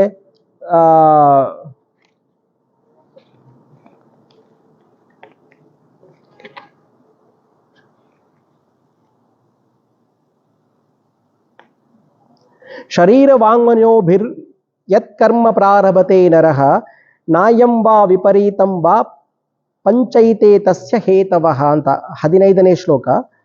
ಇದರಿಂದ ಶರೀರದಿಂದ ವಾಣಿಯಿಂದ, ಅಂದ್ರೆ ಶರೀರದಿಂದ ವಾಣಿಯಿಂದ ಮಾತುಗಳಿಂದ, ಮನಸ್ಸಿನಿಂದ ಮಾಡುವಂತಹ ಒಳ್ಳೆಯ ಮತ್ತು ಕೆಟ್ಟ ಕರ್ಮಗಳಿಗೆಲ್ಲ 5 ಕಾರಣಗಳಿದೆ ಅಂತ ಹೇಳ್ತಾರೆ. ಮನುಷ್ಯನಿಗೆ 5 ಕಾರಣಗಳನ್ನು ಹೇಳ್ಕೊಂಡು ಹೋಗ್ತಾರೆ. ಮುಂದೆ ತತ್ರೈವ ಸತಿ ಕರ್ತಾರಂ ಆತ್ಮಾನಂ ಕೇವಲಂತು ಯಃ ಪಶ್ಚೈತ ಕೃತ ಬುದ್ಧಿತ್ವಾತ್ ನ ಸ ಪಶ್ಯತಿ ದುರ್ಮತಿ ಅಂತ. ಅಂದ್ರೆ 5 ಅಂಶಗಳನ್ನು ಪರಿಗಣಿಸದೆ ತಾನೊಬ್ಬ ಕರ್ತವೆಂದು ಯೋಚಿಸುವವನು ಬುದ್ಧಿವಂತನಲ್ಲ. 5 ಅಂಶಗಳು ಇದಿರುತ್ತೆ. ಅವನು ವಸ್ತುಸ್ಥಿತಿಯನ್ನು ಕಾಣುವುದಿಲ್ಲ, ಅವನಿಗೆ ಗೊತ್ತಾಗುವುದಿಲ್ಲ ಅಂತ ಹೇಳ್ತಾನೆ. ಮುಂದೆ ಹೋಗುತ್ತೆ, ಯಸ್ಯ ನಾಹಂ ಕೃತೋ ಭಾವಃ ಬುದ್ಧಿರ್ಯಸ್ಯ ನ ಲಿಪ್ಯತೆ ಹತ್ವಾಸ ಇಮಾಂ ಲೋಕ ನಹಂತಿನ ನಿಬದ್ಯತೆ ಅಂತ. ದೇಹಾದಿಗಳು ತಾನೆಂಬ ಅಭಿಮಾನ ಕಲ್ಪನೆ ಯಾವನಿಗೆ ನಿತ್ಯ ನಿವೃತ್ತವಾಗಿ ಹೋಗಿರುವುದು, ಯಾವನ ಬುದ್ಧಿಗೆ ಕರ್ಮಫಲದಲ್ಲಿ ಅಂಟು ಇರುವುದಿಲ್ಲವೋ ಅಂಥವನು ಈ ಲೋಕವನ್ನು ಕೊಂದರು ವಾಸ್ತವವಾಗಿ, ಅಂದರೆ ಸ್ವದೃಷ್ಟಿಯಲ್ಲಿ ಕೊಂದವನಲ್ಲ, ಅವನಿಗೆ ಕರ್ಮ ಬಂಧವಿಲ್ಲ. ಇದು ಅರ್ಥ ಆಯ್ತಲ್ಲ? ಇದು ನಿಮಗೆ ಸಿಂಪಲ್ ಎಕ್ಸಾಂಪಲ್ ಹೇಳ್ತೀವಿ. ಈಗ ಈ ಪ್ರಶ್ನೆಯನ್ನ ತುಂಬಾ ಜನ ಕೇಳಿದ್ದಾರೆ, ಇದಕ್ಕಿಂತ ಹಿಂದಿನ ಚಾಪ್ಟರ್ನಲ್ಲಿ ಸಹ ಫಸ್ಟ್ ಅಧ್ಯಾಯದಲ್ಲೇ ಕೇಳಿದ್ದಾರೆ ಅಲ್ವಾ? ಇವನು ಯುದ್ಧ ಮಾಡ್ತಾನೆ, ಅವನಿಗೆ ಅದು ಕರ್ಮಫಲ ಆಗೋದಿಲ್ವಾ ಅಂತ. ನಡುವೆ ಒಂದ್ಸಲ ಯಾರೋ ರೀಸೆಂಟ್ಲಿ ಯಾವುದೋ ಇನ್ಸಿಡೆಂಟ್ ಆದಾಗ ಕೇಳಿದ್ರು, ಇದು ಅವರಿಗೆ ಪ್ರಾಬ್ಲಮ್ ಆಗೋದಿಲ್ಲ ಅಂತ. ನೋಡಿ ಏನಾಗತ್ತಂದ್ರೆ, ಈಗ for example supreme court judge ಒಂದು ಆರ್ಡರ್ ಕೊಟ್ಬಿಡ್ತಾನೆ, ಯಾರಿಗೋ ಮರಣದಂಡನೆ ಕೊಡಿ ಅಂತ ಆರ್ಡರ್ ಕೊಟ್ಬಿಡ್ತಾರೆ ಅಲ್ವಾ? ಮರಣದಂಡನೆಯನ್ನು ಕೊಡುವಾಗ ಮರಣದಂಡನೆ ಕೊಡುವಾಗೆ ಒಬ್ಬ ವ್ಯಕ್ತಿ ಇರ್ತಾನಲ್ಲ, ಅವನಿಗೆ ಪಾಸಿ ಹಾಕುವಂತ ವ್ಯಕ್ತಿ ಇರ್ತಾನೆ ಅಲ್ವಾ? ಅವನ ಡ್ಯೂಟಿ ಪಾಪ ಅವನು ಮಾಡ್ತಾನೆ, ಅವನ ಕೆಲಸ ಮಾಡೋನು, ಅವನ ಕರ್ತವ್ಯ ಅವನು ಮಾಡ್ತಾನೆ. ನೀವು ಯೋಚನೆ ಮಾಡಿ, ಆ ಟೈಮಲ್ಲಿ ನಾವು ಯೋಚನೆ ಮಾಡಿ, ಒಬ್ಬನ ಪ್ರಾಣವನ್ನು ತೆಗೆಯುವಂತಹ ಕೆಲಸವನ್ನು ಮಾಡುವುದಲ್ವಾ? ಬಟ್ ಅವನಿಗೆ ಅದು ಪಾಪ ಬರುವುದಿಲ್ವಾ ಅಂತ ಎಲ್ಲ ಪ್ರಶ್ನೆ ಕೇಳ್ತಾರೆ. ಕರೆಕ್ಟಾ? ಪಾಪ ಬರ್ಬೇಕಲ್ವಾ ಅವನಿಗೆ? ಬಟ್ ಏನಾಗುತ್ತೆ, ಅವನಲ್ಲಿ ಅವನ ಕರ್ತವ್ಯ ಮಾಡ್ತಾ ಇರ್ತಾನೆ, ಅವನ ಕರ್ತವ್ಯವನ್ನು ಅವನು ಶ್ರದ್ಧೆಯಿಂದ ಮಾಡ್ತಾನೆ. ಅದರಿಂದಾಗಿ ಅವನಿಗೆ ಇದರದ್ದು ಯಾವುದೇ ಪಾಪ ಫಲ ಅಂಟುವುದಿಲ್ಲ ಅಂತ ಕ್ಲಿಯರ್ ಆಗಿ ಹೇಳ್ತಾನೆ ಭಗವಂತ. ಇದನ್ನೇ ಅರ್ಜುನನಿಗೆ ಹೇಗೆ ಅವನು ಎಕ್ಸಾಂಪಲ್ ಆಗಿ ಹೇಳ್ತಾನೆ ಅಂದ್ರೆ, ನೀನು ಯುದ್ಧ ಮಾಡು, ನೀನು ಯುದ್ಧ ಮಾಡಿದಾಗ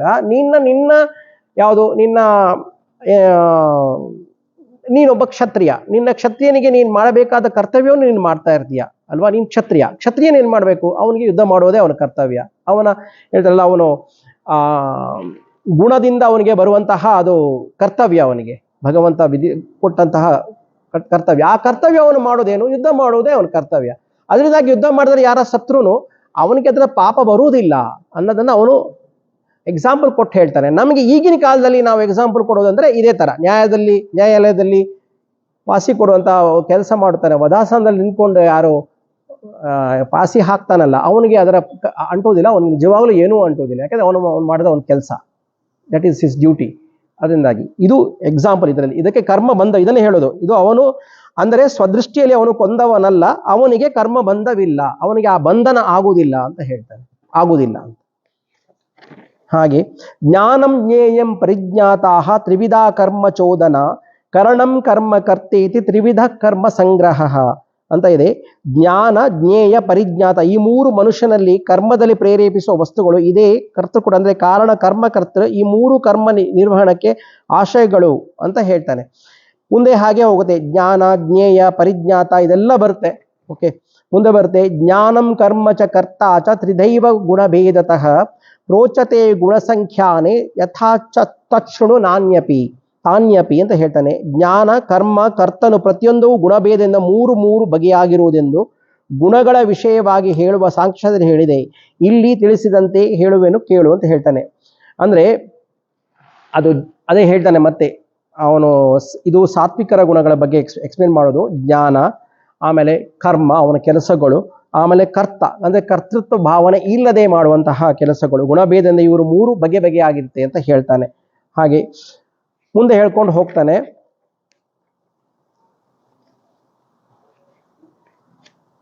ಅದೇ ನೋಡಿ, ಸರ್ವಭೂತೇಷು ಏನೈಕಂ ಭಾವಮವ್ಯಮೀಕ್ಷತೆ ಅವಿಭಕ್ತಂ ವಿಭಕ್ತೇಷು ತಜ್ಞಾನಂ ವಿದ್ಧಿ ಸಾತ್ವಿಕಂ ಅಂತ. ಬೇರೆ ಬೇರೆಯಾಗಿರುವ ಸಮಸ್ತ ಪ್ರಾಣಿಗಳಲ್ಲೂ ಒಂದೇ ಆಗಿರುವ ಭಿನ್ನವಾಗದ ನಾಶವಿಲ್ಲದ ಆತ್ಮವಸ್ತುವನ್ನೇ ಯಾವ ಜ್ಞಾನದಿಂದ ಕಾಣುವರು ಅದು ಸಾತ್ವಿಕ ಜ್ಞಾನವನ್ನು ತಿಳಿ ಅಂತ ಅರ್ಥ ಇಲ್ಲ. ಅದು ಮತ್ತೆ ಸಾತ್ವಿಕ ಜ್ಞಾನದ ಬಗ್ಗೆ ಮತ್ತೆ ಎಕ್ಸಾಂಪಲ್ ಬರುತ್ತೆ.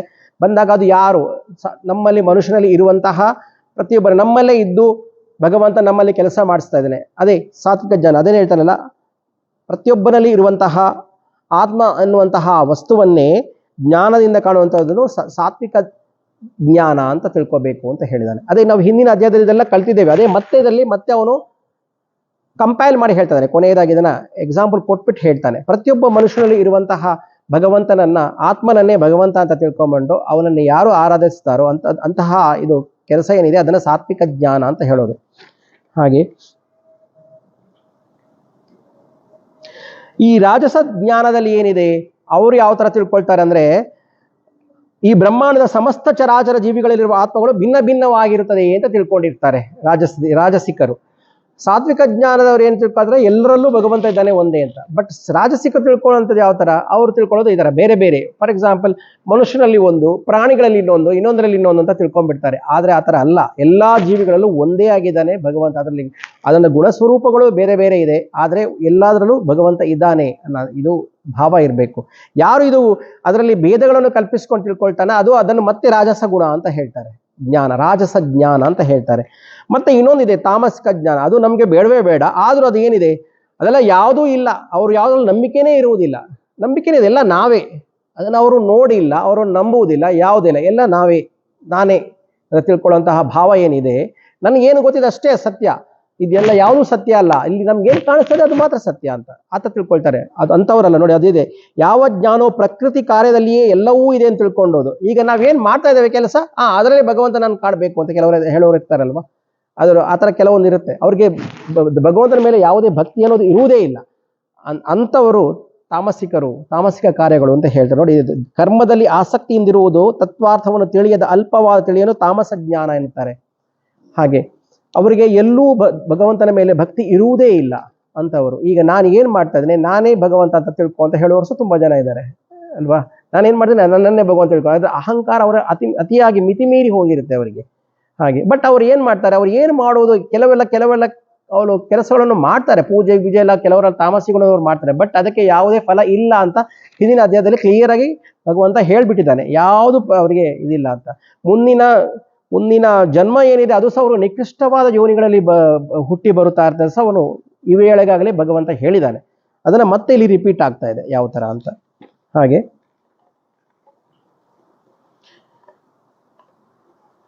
ಮತ್ತೆ ನೋಡಿ, ಮತ್ತೆ ಸಾತ್ವಿಕರ ಬಗ್ಗೆ ಮತ್ತೆ ಹೇಳುದು. ವಿಹಿತ ಕರ್ಮ ಕೆಲಸಗಳು, ಸಾಹಿತ ಕೆಲಸಗಳು, ನಿಯತಂ ಸಂಗರಹಿತಂ ಅರಾಗ ದ್ವೇಷತಃ ಕೃತಂ ಅಫಲ ಪ್ರೇಪ್ಸುನಾ ಕರ್ಮ ಯತ್ತತ್ ಸಾತ್ವಿಕ ಮುಚ್ಯತೆ ಅಂತಂದ್ರೆ ಫಲಾಪೇಕ್ಷೆ ಇಲ್ಲದೆ ಕರ್ತೃತ್ವಾಭಿಮಾನವಿಲ್ಲದೆ ರಾಗ ದ್ವೇಷಗಳಿಗೆ ಒಳಪಡದೆ ಮಾಡುವ ವಿಹಿತ ಕರ್ಮವು ಸಾತ್ವಿಕ ಕರ್ಮ ಎಂದು ಹೇಳಲ್ಪಡುತ್ತದೆ. ಹಾಗೆ ಅದೇ ಮತ್ತೆ ಎಕ್ಸಾಂಪಲ್ ಅವನು ಸಾತ್ವಿಕ ಯಾವುದು, ರಾಜಸಿಕ ಯಾವುದು, ತಾಮಸಿಕ ಯಾವುದು, ಮತ್ತೆ ಮತ್ತೆ ಅದನ್ನ ಕ್ಲಿಯರ್ ಆಗಿ ಹೇಳ್ಕೊಂಡು ಹೋಗ್ತಾ ಇದ್ದಾನೆ. ನೋಡಿ ಇಲ್ಲಿ ಮತ್ತೆ ರಾಜಸ ಕರ್ಮದ ಬಗ್ಗೆ ಹೇಳ್ತಾನೆ. ಫಲಾಪೇಕ್ಷೆಯಿಂದಲೂ ಅಹಂಕಾರದಿಂದಲೂ ಮಾಡುವ ಕರ್ಮ ರಾಜಸ ಕರ್ಮ. ಅಂದ್ರೆ ನಾವು ಎಕ್ಸಾಂಪಲ್ ಗೊತ್ತಲ್ಲ ನಿಮ್ಗೆ ಎಷ್ಟೋ ಸಲ ನಾವು ಯಾವ್ದಾದ್ರು ನಾವು ಭಗವಂತನಿಗೆ ಏನಾದ್ರೂ ಕೆಲಸ ಆಗ್ಬೇಕು, ನಾವು ಏನಾದ್ರೂ ನಮ್ಮ ಏನು ಡಿಮಾಂಡ್ ಇಟ್ಕೊಂಡೇ ನಾವು ಮಾಡ್ತೀವಿ. ನನಗೆ ಇದಾದ್ರೆ ನಾನು ಇದು ಕೊಡ್ತೀನಿ, ಇದಾದ್ರೆ ನಾನು ಇದು ಕೊಡ್ತೀನಿ ಅಂತ. ಇದನ್ನ ರಾಜಸಿಕ ಕರ್ಮ ಅಂತ ಹೇಳ್ತಾನೆ. ಇದರಲ್ಲಿ ಫಲ ಒಂದು ಪರ್ಸೆಂಟೇಜ್ ಒಂದಿಷ್ಟು ಸಿಗ್ಬೋದು ಅಷ್ಟೇ, ಅವನಿಗೆ ಪೂರ್ತಿ ಅದರ ಬಗ್ಗೆ ಏನೂ ಸಿಗೋದಿಲ್ಲ ರಾಜಸಿಕ ಕರ್ಮದಲ್ಲಿ ಸಹ. ಯಾಕಂದ್ರೆ ಇವನು ಏನ್ ಹೇಳ್ತಾರೆ, ಅಹಂಕಾರದಿಂದ ಮಾಡುವಂಥದ್ದು, ಆಮೇಲೆ ಫಲಾಪೇಕ್ಷೆ ಇಟ್ಕೊಂಡೇ ಮಾಡುವಂಥದ್ದು. ನನಗೆ ಭಗವಂತ ನನಗೆ ಅದು ಕೊಡು, ಇದು ಕೊಡು ಅಂತ ಕೇಳ್ಕೊಂಡು ಡಿಮಾಂಡ್ ಮಾಡ್ಕೊಂಡು ಮಾಡುವಂಥದ್ದು, ಅದಕ್ಕೆ ರಾಜಸಿಕ ಕರ್ಮ ಅಂತ ಹೇಳ್ತಾರೆ. ಬಟ್ ಅದಾದ್ರೂ ಪರವಾಗಿಲ್ಲ, ಆದ್ರೆ ತಾಮಸಿಕ ಕರ್ಮ ಮತ್ತೆ ಹೇಳ್ತಾ ಇದೀವಿ, ಮತ್ತೆ ಇರಲೇಬಾರ್ದು ಅದು. ಇನ್ನೊಂದು ನೋಡಿ ಇದೆ, ಹಿಂದೂ ಮುಂದೆ ನೋಡದೆ ಕಷ್ಟ ನಿಷ್ಠುರಗಳನ್ನು ಗಮನಿಸದೆ ತನ್ನಿಂದ ಆಗಬಹುದೋ ಇಲ್ಲವೋ ಎಂಬುದನ್ನು ಗಮನಿಸದೆ ಅವಿವೇಕದಿಂದ ಮಾಡುವ ಕರ್ಮವು ತಾಮಸವೆನ್ನುತ್ತದೆ ಅಂತ. ಹಿಂದೂ ಮುಂದೆ ನೋಡೋದಿಲ್ಲ, ಆಮೇಲೆ ಕಷ್ಟ ನಿಷ್ಠುರಗಳನ್ನು ಏನ್ ಹೇಳ್ತಾರೆ, ನಾವು ಮೊನ್ನೆ ಎಕ್ಸಾಂಪಲ್ ಕೊಟ್ಟಿದ್ದೇವೆ. ಯಾವ ತರ ಒಂದು ಏನು ಕೆರೆ ಇರುತ್ತೆ, ಒಂದು ಕೆರೆ ಇದೆ ಅಂತ ತಿಳ್ಕೊಳ್ಳೋದು. ಅವನಿಗೆ ನಿಜವಾಗ್ಲೂ ಅವನಿಗೆ ಸ್ವಿಮ್ಮಿಂಗ್ ಸಹ ಬರೋದಿಲ್ಲ, ಏನಿಲ್ಲ. ಅವನು ಹೋಗ್ಬಿಟ್ಟು ಕೆರೆಯಲ್ಲಿ ಹಾರುವುದೇ ಹೋಗ್ಬಿಟ್ಟು ನಾನು ಇಷ್ಟೇನೆ ಅಂತ ಹೇಳ್ಕೊಂಡು, ಅತಿಯಾದ ಅಹಂಕಾರ. ಅವನಲ್ಲಿ ಇಲ್ಲದೆ ಇರುವ ಗುಣಗಳ ಬಗ್ಗೆ ಅವನಿಗೆ ಅತಿಯಾದ ಅಭಿಮಾನ. ಅದರಿಂದ ಏನಾಗುತ್ತೆ, ಕೊನೆಗೆ ಅವನು ಮುಳುಗ್ಬಿಟ್ಟು ಸಾಯುವುದೇ ಅದರಲ್ಲಿ, ನೀರಲ್ಲಿ. ಅವನಿಗೆ ಈಜಲಿಕ್ಕೆ ಬರುವುದಿಲ್ಲ. ಆದ್ರೆ ನಾನು ಮಾಡ್ತೇನೆ ಅಂತ ಅತಿಯಾದ ಅಭಿಮಾನ ಇಟ್ಕೊಂಡು ಹಾರುವಂಥದ್ದು. ಇದೊಂದು ಎಕ್ಸಾಂಪಲ್ ಫಾರ್ ತಾಮಸ ಗುಣಕ್ಕೆ, ಯಾವ ತರ ತಾಮಸ ಗುಣ ನಮ್ಮನ್ನು ಬಾಧಿಸುತ್ತೆ ಅದಕ್ಕೊಂದು ಎಕ್ಸಾಂಪಲ್ ಇದು. ಹಾಗೆ ಅದನ್ನೇ ಇಲ್ಲಿ ಹೇಳುದು ನೋಡಿ, ಕಷ್ಟ ನಿಷ್ಠುರ. ಇದರಿಂದಾಗಿ ಕಷ್ಟ ನಿಷ್ಠುರ ಆಗುತ್ತೆ. ಈಗ ಅವನಿಗೆ ನೀರಿಗೆ ಹಾರಿದ್ರೆ ಅವನಿಗೆ ಪ್ರಾಬ್ಲಮ್ ಆಗುತ್ತೆ. ಅದನ್ನು ನೋಡದೆ ಗಮನಿಸದೆ ತನ್ನಿಂದ ಆಗಬಹುದೋ ಇಲ್ಲವೋ ಅನ್ನೋದು ಸಹ ಅವನು ಗಮನಿಸದೆ ಅವಿವೇಕದಿಂದ ಮಾಡುವ ಕರ್ಮ, ವಿವೇಕ ಇಲ್ಲದೆ ಮಾಡುವಂತ ಕರ್ಮ ಅದು. ಇದೊಂದು ಎಕ್ಸಾಂಪಲ್ ತಾಮಸ ಗುಣಕ್ಕೆ. ಹಾಗೆ ಕರ್ಮ ಇದು ಒಂಥರ, ಇಂತಹ ಕರ್ಮಗಳು ನಾವು ಮಾಡಲೇಬಾರದು ಯಾವತ್ತು ಅಂತ ಹೇಳ್ತಾರೆ. ಮುಂದೆ ಮತ್ತೆ ಸಾತ್ವಿಕದ ಬಗ್ಗೆ ಎಕ್ಸಾಂಪಲ್ ಹೇಳ್ಕೊಂಡು ಹೋಗ್ತಾನೆ. ಮುಕ್ತ ಸಂಗೋನ ಹಂಬಾದಿ ಧೃತ್ಯುತ್ಸಾಹ ಮಸನ್ವಿತ ಸಿದ್ಧ ಸಿದ್ಧೋ ನಿರ್ವಿಕಾರ ಕರ್ತ ಸಾತ್ವಿಕ ಮುಚ್ಯತೆ. ಮತ್ತೆ ಫಲಾಪೇಕ್ಷೆ ಇಲ್ಲದೆ ಕರ್ತೃತ್ವ ಭಾವರಹಿತಾಗಿ ಧೃತಿ ಉತ್ಸಾಹಗಳಿಂದ ಕೂಡಿ ಫಲಾಫಲಗಳನ್ನು ಒಂದೇ ದೃಷ್ಟಿಯಿಂದ ನೋಡಿ ಕರ್ಮ ಮಾಡುವವನು ಸಾತ್ವಿಕ ಕರ್ತನೆನಿಸ್ತಾನೆ. ಇವನು ಬರೇ ಮೂರೂ ಹೇಳ್ಕೊಂಡೇ ಹೋಗ್ತಾನೆ, ಸಾತ್ವಿಕ ಏನು, ರಜಸ ಏನು, ತಾಮಸಿಕ ಏನು, ಎಕ್ಸಾಂಪಲ್ ಕೊಟ್ಕೊಂಡು ಮುಂದೆ ಹೇಳ್ಕೊಂಡೇ ಹೋಗ್ತಾನೆ. ಅದಕ್ಕೋಸ್ಕರ ನಾವೀಗ ಮುಂದೆ ಹೋಗೋಣ. ಇದಕ್ಕಿಂತ ಮುಂದೆ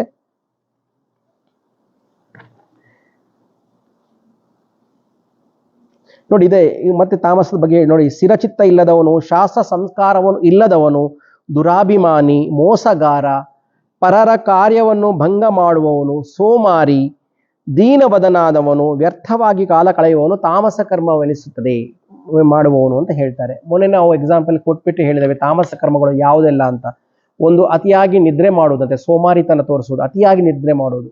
ನಿದ್ರೆ ಮನುಷ್ಯನಿಗೆ ಒಂದು ಸಾಮಾನ್ಯವಾಗಿ ಮನುಷ್ಯನಿಗೆ ಒಂದು 6 ಗಂಟೆ ನಿದ್ರೆ ಬೇಕು, 6 ರಿಂದ 7 ಗಂಟೆ, ಮ್ಯಾಕ್ಸಿಮಮ್ 8 ಗಂಟೆ ಅಂತ ಹೇಳೋಣ.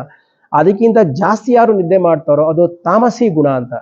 ರಜಾ ಇದ್ರೆ ಇವತ್ತು ಸಾಯಂಕಾಲ ತನಕ ಮಲ್ಕೊಳ್ಳೋಣ ಅಂತ ನಾವು ತಿಳ್ಕೊಳ್ಳೋದು ಏನಿದೆ ಅದು ತಾಮಸಿ, ಅದು ಮಾಡಲೇಬಾರ್ದು ಅಂತ ಹೇಳಿ. It is not good. ಅದು ಸೈಂಟಿಫಿಕಲಿ ಪ್ರೂವ್ಸ್ ಆಗಿದೆ, ನಿಮ್ಗೆ ಗೊತ್ತಿರ್ಬೋದು. ಯಾರು ಜಾಸ್ತಿ ಮಧ್ಯಾಹ್ನ ಹೊತ್ತಿಗೆ ಹೇಳ್ತಾರಲ್ಲ, ಮಧ್ಯಾಹ್ನ ಹೊತ್ತಿಗೆ ಸಾಯಂಕಾಲ ಯಾರು ನಿದ್ದೆ ಮಾಡಿ, ಅದರಿಂದಾಗಿ ಮೆದುಳಿಗೆ ಸಹ ಪ್ರಾಬ್ಲಮ್ ಆಗುತ್ತೆ ಅಂತ ಇದೆ. ಅತಿಯಾಗಿ ನಿದ್ದೆ ಮಾಡೋದು ಸಹ ಒಳ್ಳೇದಲ್ಲ ಅಂತ ಇದೆ. ತಾಮಸಿ ಗುಣ ಅದು. ಹಾಗೆ ಫಸ್ಟ್ ಸ್ಟಾರ್ಟ್ ಆಗೋದು ಅಲ್ಲಿಂದ, ನಿದ್ದೆಯಿಂದಲೇ ತಾಮಸಿ ಗುಣ ಯಾವುದು. ಆಮೇಲೆ ಹಿಂಸೆ ಕೊಡುವುದು, ಮಾನಸಿಕವಾಗಿ ಏನೇಳ್ತಾರೆ, ಮಾನಸಿಕಂದು ದೈಹಿಕವಾಗಿಯೂ ಇನ್ನೊಬ್ಬರಿಗೆ ಹಿಂಸೆ ಕೊಡುವುದಿಲ್ಲ, ರೌಡಿಸಮ್ ಮಾಡೋದು ಅಂತ ಹೇಳ್ತಿರಲ್ಲ ಅಂತ, ಅದೂ ತಾಮಸಿಕ ಗುಣಗಳು. ಅದು ಇರಲೇಬಾರದು. ಒಬ್ಬನಿಗೆ ನಾವು ಹಿಂಸೆ ಕೊಡುವಂತ ನಾವು ಕನಸು ಮನಸ್ಸಲ್ಲಿ ಯೋಚಿಸಲೇಬಾರದು, ಅದು ತಾಮಸಿಕ ಗುಣ. ಆಮೇಲೆ ಇನ್ನೊಂದು ಯಾವುದಿದೆ, ಹಿಂಸೆ ಕೊಡೋದು ಅದು. ಆಮೇಲೆ ಏನ್ ಹೇಳ್ತಾರಲ್ಲ, ಮೋಜು, ಜೂಜು, ಜುಗಾರಿ ಹೇಳ್ತಾರಲ್ಲ, ಹೇಳ್ತಾರೆ ಈಗಿನಗೆ ಹೇಳ್ತಾರೆ ಹಾರ್ಸ್ ರೇಸಿಂಗ್ ಅಂತ ಹೇಳ್ತೀವಲ್ಲ, ಇದರಲ್ಲಿ ಇದಾನೆ ಭಗವಂತ ಕಾಲನಾಗಿದ್ದಾನಂತೆ. ಜೂಜಾಡುವುದು ಏನಿದಿಲ್ಲ, ಜೂಜಾಡುವುದು ಇದನ್ನು ಆಗಿನ ಕಾಲದಲ್ಲೇ ಇದೆ. ಆಗ ಭಗವಂತ ಹೇಳಿದಾನೆ, ಅದು ಅವತ್ತೇ ಹೇಳಿದಾನೆ, ಜೂಜಲ್ಲಿ ನನ್ನ ಪ್ರಭಾವ ಇದೆ, ಬಟ್ ನಾನು ಅದರಲ್ಲಿ ಇಲ್ಲ, ನಾನು ಅದಕ್ಕೆ ಹೆಲ್ಪ್ ಮಾಡೋದಿಲ್ಲ ಅಂತ ಹೇಳ್ತಾನೆ. ಅದೇ ನಿಮ್ಗೆ ಎಕ್ಸಾಂಪಲ್ ಎಲ್ರಿಗೂ ಗೊತ್ತಿದೆ, ಪಾಂಡವರದು ಅವರು ಯಾಕೆ ಕೃಷ್ಣ ಕೇಳ್ತಾರೆ, ಕೃಷ್ಣ ನೀನು ಯಾವತ್ತೂ ಪಾಂಡವರ ರಕ್ಷಕನಾಗಿದ್ದೆ, ಆ ಜೂಜಾಡುವ ಟೈಮಲ್ಲಿ ಅವರ ರಾಜ್ಯ ಎಲ್ಲ ಹೋಯ್ತು, ಆ ಟೈಮಲ್ಲಿ ಅವನು ಪತ್ನಿನೂ ತಗೊಂಡೋಗಿ ಅವರು ಇದರಲ್ಲಿಟ್ರು, ಆ ಟೈಮಲ್ಲಿ ನೀನು ಯಾಕೆ ಅವರ ರಕ್ಷಣೆಗೆ ಬರಲೇ ಇಲ್ಲ ಕೃಷ್ಣ ಅಂತ ಹೇಳಿದಾಗ ಕೃಷ್ಣ ಅದನ್ನು ಹೇಳ್ತಾನೆ, ಜೂಜಾಡಿದೀಯ ನಿನಗೆ ತಲೆ ಉಪಯೋಗಿಸಿದೆ, ಆ ಟೈಮಲ್ಲಿ ನೀನನ್ನು ನೆನೆಸ್ಕೊಳ್ಳೂ ಇಲ್ಲ. ಅವನು ಆ ಟೈಮಲ್ಲಿ ಕೃಷ್ಣನ ಧರ್ಮರಾಯ ಎಣಿಸ್ಕೊಳ್ಳೋದೂ ಇಲ್ಲ ಅಂತ ಕೆಟ್ಟ ಬುದ್ಧಿ ಬಂದ್ಬಿಟ್ಟಿದ್ದ ಅವನಿಗೆ. ಅದಕ್ಕೋಸ್ಕರ ಅವನಿಗೇನಾಯ್ತು, ಅವನು ಅದನ್ನು ಎಲ್ಲ ರಾಜ್ಯಗಳನ್ನು ಪ್ರತಿಯೊಂದನ್ನು ಕಳ್ಕೊಂಡೇ ಬಿಟ್ಟ ಜೂಜಿನಿಂದಾಗಿ. ಜೂಜಾಡುವ ಅಂದರೆ ಜೂಜಾಡುವುದು ತಾಮಸ ಗುಣ, ಜೂಜಿನಲ್ಲಿ ಸಮಸ್ಯೆ ಆಗೇ ಆಗುತ್ತೆ, ಅದು ನೆನಪಿಟ್ಕೊಳ್ಳಿ. ಆಮೇಲೆ ಈಸಿ ಮನಿ ಬರುವಂಥದ್ದಿದ್ದೆಲ್ಲ, ನಮ್ಗೇನಾದರೂ ನಾವು ಕಷ್ಟಪಡದೇ ಬರುವಂತಹ ಏನೆಲ್ಲ ಇದೆಲ್ಲ ನಾವು ಕೆಲಸಗಳು ಮಾಡ್ತೀವಿ ಕೆಲವೆಲ್ಲ, ಇನ್ನೊಬ್ಬರಿಗೆ ತೊಂದರೆ ಕೊಟ್ಟು ಮಾಡುವಂಥದ್ದು, ನಾವು ಕಷ್ಟಪಡದೇ ತಗೊಳ್ಳುವಂತಹ ಸಮಸ್ಯೆ, ಇನ್ನೊಬ್ಬರಿಗೆ ಸಮಸ್ಯೆ ಮಾಡಿಕೊಂಡು ನಾವು ಎಂಜಾಯ್ ಮಾಡೋದು, ಅದು ಇಲ್ಲ, ಅದು ಸಹ ತಾಮಸಿ ಗುಣಗಳು. ಕೊನೆಗೆ ಇದರಲ್ಲಿ ಯಾವಾಗ ಬಂದ ಕೃಷ್ಣ ಹೆಲ್ಪ್ ಮಾಡಲಿಕ್ಕೆ, ಅವಳು ದೈನ್ಯತಾ ಭಾವದಿಂದ ಯಾವತ್ತು ಅವಳು ಕೃಷ್ಣ ನೀನೇ ನನಗೆ ಯಾರೂ ಇಲ್ಲ ಅಂತ ಅಂದಾಗ ಆವಾಗ ಬಂದು ಅಕ್ಷಯವಾದ ವಸ್ತ್ರವನ್ನು ಕೊಟ್ಟು ರಕ್ಷಣೆ ಮಾಡ್ತಾನೆ. ಯಾರಿಗೆ? ದ್ರೌಪದಿಗೆ ಒಬ್ಬಳಿಗೆ ಬಂದು ರಕ್ಷಣೆ ಮಾಡ್ತಾರೆ. ಆದರೆ ಇಷ್ಟು ಜನರು ರಾಜ್ಯವನ್ನು ಕಳ್ಕೊಂಡಾಗ ಅವನು ಬರುವುದಿಲ್ಲ, ಅವರಿಗೆ ಹೆಲ್ಪ್ ಸಹ ಮಾಡುವುದೇ ಇಲ್ಲ. ಅದು ಎಕ್ಸಾಂಪಲ್, ಕ್ಲಿಯರ್ ಎಕ್ಸಾಂಪಲ್. ಹಾಗೆ ಯಾವತ್ತು ಜೂಜಾಡುವಂಥದ್ದು ಇಸ್ ನಾಟ್ ಗುಡ್, ಒಳ್ಳೆಯದಲ್ಲ, ಅದು ತಾಮಸಿ ಗುಣ ಅಂತ ಹೇಳ್ತಾರೆ. ತಾಮಸಿ ಗುಣಗಳು ಇವೆಲ್ಲ ಪ್ರಾಬ್ಲಮ್ ಕೊಡುವಂಥದ್ದು ಮನುಷ್ಯನಿಗೆ, ಇನ್ನೊಬ್ಬರಿಗೆ ಸಮಸ್ಯೆ ಕೊಡುವಂಥದ್ದು, ನಾವು ಎಂಜಾಯ್ ಮಾಡುವಂಥದ್ದು. ಆ ಮೊಮೆಂಟಲ್ಲೇ ಅವ್ರು ಎಂಜಾಯ್ ಮಾಡ್ತಾರೆ, ಮುಂದೆ ಅವರಿಗೆ ಯಾವುದೇ ಒಳ್ಳೆಯ ಇದೇ ಇಲ್ಲ ಅದಕ್ಕೋಸ್ಕರ ಹಾಗೆ ಮುಂದೆ ಹಾಗೆ ಇದೆಲ್ಲ ಆದ ನಂತರ ನೆಕ್ಸ್ಟ್ ಹೇಳ್ತಾರೆ,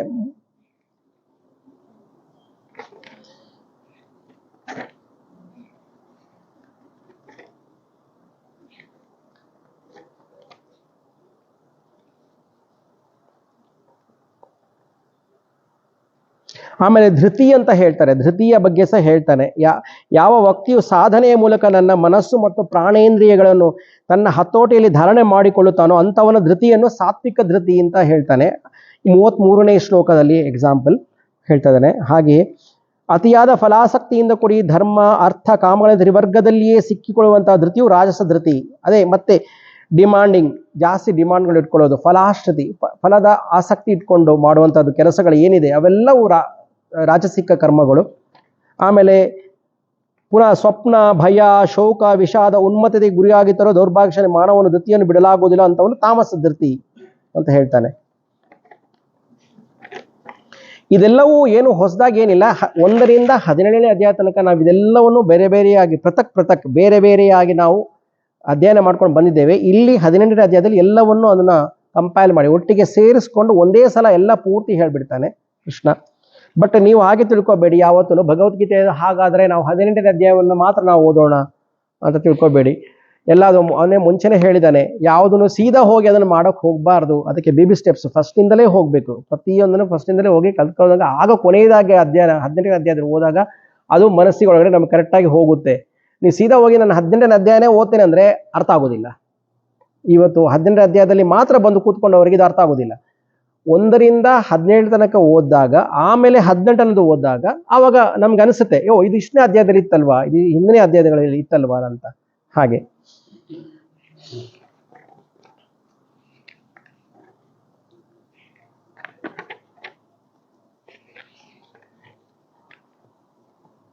ಹೀಗೆ ಹುಟ್ಟಿದ ಗುಣಗಳನ್ನು ಅನುಸರಿಸಿ. ಈಗ ನೋಡಿ 41ನೇ ಶ್ಲೋಕ ಅದೊಂದಿದೆ, ಅದನ್ನು ನಾವು ತಿಳ್ಕೊಳ್ಬೇಕಾಗುವಂಥದ್ದು. ಇದರಲ್ಲಿ 4 ಏನು ಹೇಳ್ತಾರೆ ವರ್ಣಗಳು, 4 ವರ್ಣಗಳು ಅಂತ ಹೇಳ್ತಾರೆ. ಬ್ರಾಹ್ಮಣ, ಕ್ಷತ್ರಿಯ, ವೈಶ್ಯ, ಶೂದ್ರ ಅಂತ 4 ವರ್ಣಗಳು. ಇದರ ಬಗ್ಗೆ ನಾವು ಸ್ವಲ್ಪ ಡೀಟೇಲ್ ಆಗಿ ನಾವು ತಿಳ್ಕೊಬೇಕಾದ ನಮ್ಮ ಕರ್ತವ್ಯ. ನಿಮ್ಗೆ ಏನಾಗುತ್ತೆ ಅಂದ್ರೆ ಇಲ್ಲಿ ಇದನ್ನ ಅನುವಾದ ಮಾಡುವಾಗ ಸ್ವಲ್ಪ ಹೆಚ್ಚು ಕಡಿಮೆ ಆದಿದ ಅರ್ಥನೇ ಬೇರೆನೇ ಆಗಿಬಿಡುತ್ತೆ. ಜನ ಅದು ನಿನ್ನೆನೆ ನಾವೊಂದು ಪೋಸ್ಟ್ ನಿಮಗೆ ಫಾರ್ವರ್ಡ್ ಮಾಡಿದೆ, ನೀವು ನೋಡಿರ್ಬೋದು. ಅಸ್ಸಾಂ ಮುಖ್ಯಮಂತ್ರಿ ಅದನ್ನ ಎಕ್ಸ್ಪ್ಲೈನ್ ಮಾಡಕ್ ಹೋಗಿ ಒಂದಕ್ಕೊಂದು ಅರ್ಥ ಕೊಟ್ಬಿಟ್ಟು ಆಮೇಲೆ ಎಲ್ಲರಿಂದ ಬಯಸ್ಕೋಬೇಕಂತ ಆಮೇಲೆ ಹೋಗ್ಬಿಟ್ಟು ಸಾರಿ ಅಂತ ಹೇಳಿ ಅದನ್ನ ಡಿಲೀಟ್ ಮಾಡಿದ್ದಾನೆ. ಅದನ್ನ ಭಗವದ್ಗೀತೆ ಈ ಶ್ಲೋಕನ ಹೇಳಕ್ ಹೋಗಿದ್ದವರು, ಎಕ್ಸ್ಪ್ಲೇನ್ ಮಾಡಕ್ ಹೋಗಿದ್ದು. ಅವನು ಡೈಲಿ ಒಂದೊಂದು ಶ್ಲೋಕಗಳನ್ನ ಅಸ್ಸಾಂ ಮುಖ್ಯಮಂತ್ರಿ ಬೇರೆ ಯಾರಲ್ಲ, ಡೈಲಿ ಒಂದು ಶ್ಲೋಕಗಳನ್ನ ಅವರ ಟೀಮ್ನವರು ಹಾಕ್ತಾ ಇರ್ತಾರಂತೆ. ಹಾಕ್ತಾ ಇದ್ದಾಗ ಏನಾಗಿದೆ ಅಂದ್ರೆ 18ನೇ ಅಧ್ಯಾಯ ಸಹ ಬಂದಿದೆ. ಅದರಲ್ಲಿ ಇದೇ ಶ್ಲೋಕನ ಅವ್ರು ಎಕ್ಸ್ಪ್ಲೇನ್ ಮಾಡಕ್ಕೆ ಹೋಗಿ ಅರ್ಥನ ಏನೋ ಬೇರೆ ವಿಧವಾಗಿ ಅರ್ಥ ಮಾಡಕ್ಕೆ ಹೋಗಿ ಒಂದಕ್ಕೊಂದು ಅವರು ತುಂಬಾ ಜನರ ಹತ್ರ ಬಯಸ್ಕೋಬೇಕಂತ ಮತ್ತೆ ಅದನ್ನು ಡಿಲೀಟ್ ಮಾಡಿದ್ದಾರೆ, ಅದನ್ನು ಹಾಕಿದ್ದನ್ನು. ಹಾಗೆ ಅದಕ್ಕೆ ಹೇಳ್ತಾ ಇದೀನಿ ಇಲ್ಲಿ, ಬ್ರಾಹ್ಮಣ ಕ್ಷತ್ರಿಯ ವಿಷಾಂ ಶೂದ್ರಾಣಾಂಚ ಪರಂತಪ ಕರ್ಮಾಣಿ ಪ್ರವಿಭಕ್ತಾನಿ ಸ್ವಭಾವ ಪ್ರಭವೈರ್ಗುಣೈಹಿ ಅಂತ. ಅಂದ್ರೆ ಅವರವರ ಸ್ವಭಾವದಿಂದ ಹುಟ್ಟಿದ ಗುಣಗಳನ್ನು ಅನುಸರಿಸಿ ಬ್ರಾಹ್ಮಣ, ಕ್ಷತ್ರಿಯ, ವೈಶ್ಯ, ಶೂದ್ರ ಕರ್ಮಗಳು ವಿಭಜಿಸಲ್ಪಟ್ಟಿವೆ ಅಂತ ಹೇಳ್ತಾರೆ. ಅವರವರ ಸ್ವಭಾವಕ್ಕೆ ಅನುಗುಣವಾಗಿ. ನೆನಪಿಟ್ಕೊಳ್ಳಿ, ಹುಟ್ಟುತ್ತಾ ಜಾತಿಯಲ್ಲಿ ಯಾವುದೇ ಇದು ಬರೋದಿಲ್ಲ. ಇದು ಭಗವಂತ ಕ್ಲಿಯರ್ ಆಗಿ ಹೇಳಿದಾನೆ. ಹುಟ್ಟುತ್ತಾ ಬಂದಿರೋ ಜಾತಿಗಳಲ್ಲಿ ಅಲ್ಲ, ಅವರವರ ಸ್ವಭಾವಕ್ಕೆ ಅನುಗುಣವಾಗಿ ಇವೆಲ್ಲ ಬರೋದು ಅಂತ ಹೇಳ್ತಾರೆ. ಮುಂದೆ ಬರುತ್ತೆ, ಶಮೋದಮಸ್ತಪಃ ಶೌಚಂ ಶಾಂತಿರ್ ಆರ್ಜಮೇವಚ ಜ್ಞಾನಂ ವಿಜ್ಞಾನಮಾಸ್ತಿಕ್ಯಂ ಬ್ರಹ್ಮ ಕರ್ಮ ಸ್ವಭಾವಜಂ. ಅಂದ್ರೆ ಶಮ, ದಮ, ತಪಸ್ಸು, ಶುಚಿತ್ವ, ಕ್ಷಮೆ, ಸರಳತೆ, ಜ್ಞಾನ, ವಿಜ್ಞಾನ, ಆಸ್ತಿಕ ಬುದ್ಧಿ ಇವೆಲ್ಲ ಬ್ರಾಹ್ಮಣರಿಗೆ ಪ್ರಕೃತಿಯಿಂದ ಬರುವಂತಹ ಸಹಜ ಕರ್ಮಗಳು ಅಂತ ಹೇಳ್ತಾನೆ. ಅವರ ಗುಣಗಳು ಯಾವ ತರ ಇರ್ತಾನೆ ಇದು ಸಹ ನಾವು ಹಿಂದಿನ ಅಧ್ಯಾಯದಲ್ಲಿ ಸ್ಟಡಿ ಮಾಡಿದ್ದೇವೆ. ಸಾತ್ವಿಕ ಗುಣಗಳು ಇವೆಲ್ಲ. ಓಕೆ, ಅಂದ್ರೆ ಶಮ, ದಮ, ತಪಸ್ಸು, ಶುಚಿತ್ವ, ಕ್ಷಮೆ, ಸರಳತೆ, ಅಂದ್ರೆ ಅವರು ಸಾಫ್ಟ್ ಆಗಿರ್ತಾರೆ ಅಂತ. ಓವರ್ ಆಲ್ ಇದೇನಂದ್ರೆ they're all by character wise ಅವರು ತುಂಬಾ ಸಾಫ್ಟ್ ಆಗಿರ್ತಾರೆ. ಯಾವುದಕ್ಕೂ ಬೇಗ ಅಗ್ರೆಸಿವ್ ಆಗಲ್ಲ, ಅವರು ಯಾವುದಕ್ಕೂ ಬೇಗ ರೆಸ್ಪಾನ್ಸ್ ಕೊಡೋದಿಲ್ಲ. ನಿಧಾನಕ್ಕೆ ಹಸನ್ಮುಖಿಯಾಗಿ ಎಲ್ಲದನ್ನು ಸಮಚಿತ್ತದಿಂದ ತಗೊಳ್ತಾರೆ ಅಂಥವರು ಬ್ರಾಹ್ಮಣರು. ಅಂದ್ರೆ ಅಷ್ಟೂ ಅಲ್ಲದೆ ಭಗವಂತನ ಬಗ್ಗೆ ಜಾಸ್ತಿ ತಿಳಿದುಕೊಂಡವರು, ಭಗವಂತನ ಬಗ್ಗೆ ಏನ್ ಹೇಳ್ತಾರಲ್ಲ, ಜ್ಞಾನವನ್ನು ಪಡೆದುಕೊಂಡಂಥವರು. ಎಲ್ಲರೂ ಅಲ್ಲ ಆಗೋದಿಲ್ಲ ಬ್ರಾಹ್ಮಣರು. ಹುಟ್ಟುತ್ತಾ ಯಾರು ಬ್ರಾಹ್ಮಣರಲ್ಲ. ಓಕೆ, ಅವರನ್ನ ಯಾರು ಆ ಜಾತಿಯಲ್ಲಿ ಹುಟ್ಟಿದ ತಕ್ಷಣ ಅವರು ಬ್ರಾಹ್ಮಣರು ಅಂತ ಹೇಳಲಿಕ್ಕೆ ಸಹ ಆಗೋದಿಲ್ಲ. ಅವರು ಆ ವಿದ್ಯೆಯನ್ನು ಕಲಿತ್ಕೊಂಡಿದ್ದಾರೆ ಮಾತ್ರ ಅವರಿಗೆ ಆ ಪಟ್ಟ ಸಿಗುತ್ತೆ. ಹಾಗೆ ಎಲ್ರಿಗೂ ಇಲ್ಲ. ಹಾಗೆ ಶೌರ್ಯಂ ತೇಜೋ ಧೃತಿದಾಕ್ಷಂ ಯುದ್ಧೇ ಚಾಪ್ಯ ಪಲಾಯನಂ ದಾನಮೀಶ್ವರ ಭಾವಶ್ಚ ಕ್ಷಾತ್ರಂ ಕರ್ಮ ಸ್ವಭಾವಜಂ ಅಂತ ಮತ್ತೆ ಇದೆ ನೋಡಿ. ಕ್ಷತ್ರಿಯರು ಅಂದ್ರೆ ಹೇಗೆ ಇರ್ತಾರೆ ಏನಂತ: ಶೌರ್ಯ, ಕೆಚ್ಚೆದೆ, ಧೃತಿ, ಕಾರ್ಯದಕ್ಷತೆ, ಯುದ್ಧದಲ್ಲಿ ಪಲಾಯನ ಮಾಡದೇ ಇರೋದು, ದಾನ ಮಾಡುವುದು, ಪ್ರಭುತ್ವವನ್ನು ಮಾಡುವುದು. ಇದು ಕ್ಷತ್ರಿಯರಿಗೆ ಪ್ರಕೃತಿಯಿಂದ ಬಂದಂತಹ, ಅಂದ್ರೆ ಅವರು ಹುಟ್ಟುತ್ತಲೇ ಅವರಿಗೆ ಬರುವಂತಹ ಈ ಗುಣಗಳು. ಪ್ರಕೃತಿಯಿಂದ ಬರುವುದಂದ್ರೆ ಬೈ ಬರ್ತ್, ಹುಟ್ಟುತ್ತಲೇ ಅವರಿಗೆ ಬರುವಂತಹ ಈ ಗುಣಗಳು. ಅಂದ್ರೆ ಇವರನ್ನ ಕ್ಷತ್ರಿಯರು ಅಂತ ಹೇಳ್ತಾರೆ. ಹಾಗೆ ಮತ್ತೆ ಹಾಗೆ ಬರುತ್ತೆ, ಯಾರು ಕ್ಷತ್ರಿಯ ಆದ ನಂತರ ಯಾರು ಬರ್ತಾರೆ? ಬ್ರಾಹ್ಮಣ, ಕ್ಷತ್ರಿಯ, ವೈಶ್ಯರು. ವೈಶ್ಯರು ಅಂದ್ರೆ ಯಾರು ಅಂತ. ಹಾಗೆ ಕೃಷಿ ಗೌರಕ್ಷ ವಾಣಿಜ್ಯಂ ವೈಶ್ಯ ಕರ್ಮ ಸ್ವಭಾವಜಂ ಪರಿಚಯಾತ್ಮಕಂ ಕರ್ಮ ಶೂದ್ರಸ್ಯಾಪಿ ಸ್ವಭಾವಜಂ ಅಂತ ಇದೆ. ಇಲ್ಲಿ ಏನಾಗತ್ತೆ? ವ್ಯವಸಾಯ, ಪಶು ಸಂರಕ್ಷಣೆ ಮಾಡುವವರು, ವ್ಯಾಪಾರ ಮಾಡುವವರು, ಇವರನ್ನೆಲ್ಲ ನಾರ್ಮಲಿ ಹಾಗೆ ಹಿಂದಿನ ಕಾಲದಲ್ಲಿ ನಮ್ಮಲ್ಲಿ ಈ 4 ವರ್ಣಗಳು ಬಹಳ ಆಕ್ಟಿವ್ ಆಗಿದ್ದುವಂತೆ. ಪ್ರತಿಯೊಂದನ್ನು ಆಯಾ ವರ್ಣಗಳಿಗೆ ಪರವಾಗಿ ನಮ್ಮಲ್ಲಿ ಸಮಾಜವೇ ನಡೀತಾ ಇತ್ತು. ಯಾವಾಗ ಬ್ರಿಟಿಷರು ಭಾರತಕ್ಕೆ ಬಂದರೋ ಇವನ್ನೆಲ್ಲ ಅವರು ಒಡೆದಾಡುವ ನೀತಿಯನ್ನು ಮಾಡಿ ಪ್ರತಿಯೊಂದನ್ನು ಹಾಳು ಮಾಡಿಬಿಟ್ರು. ನಮ್ಮಲ್ಲಿ ಇರುವಂತಹ ಈ 4 ವರ್ಣಗಳು ಯಾವ ತರ ಕೆಲಸಗಳು ಮಾಡ್ತಾ ಇತ್ತು ಪ್ರತಿಯೊಂದು ಹಾಳು ಮಾಡಿಬಿಟ್ರು. ಎಲ್ಲ ಮಿಕ್ಸಪ್ ಮಾಡಿ, ಕಲಸು ಮೇಲೋಗ್ರ ಮಾಡಿ ಪೂರ್ತಿ ಎಲ್ಲರನ್ನ ಹಾಳು ಮಾಡಿಬಿಟ್ರು. ಸಮಾಜ ವ್ಯವಸ್ಥೆಯನ್ನೇ ಹಾಳು ಮಾಡಿಬಿಟ್ರು ಅವರು.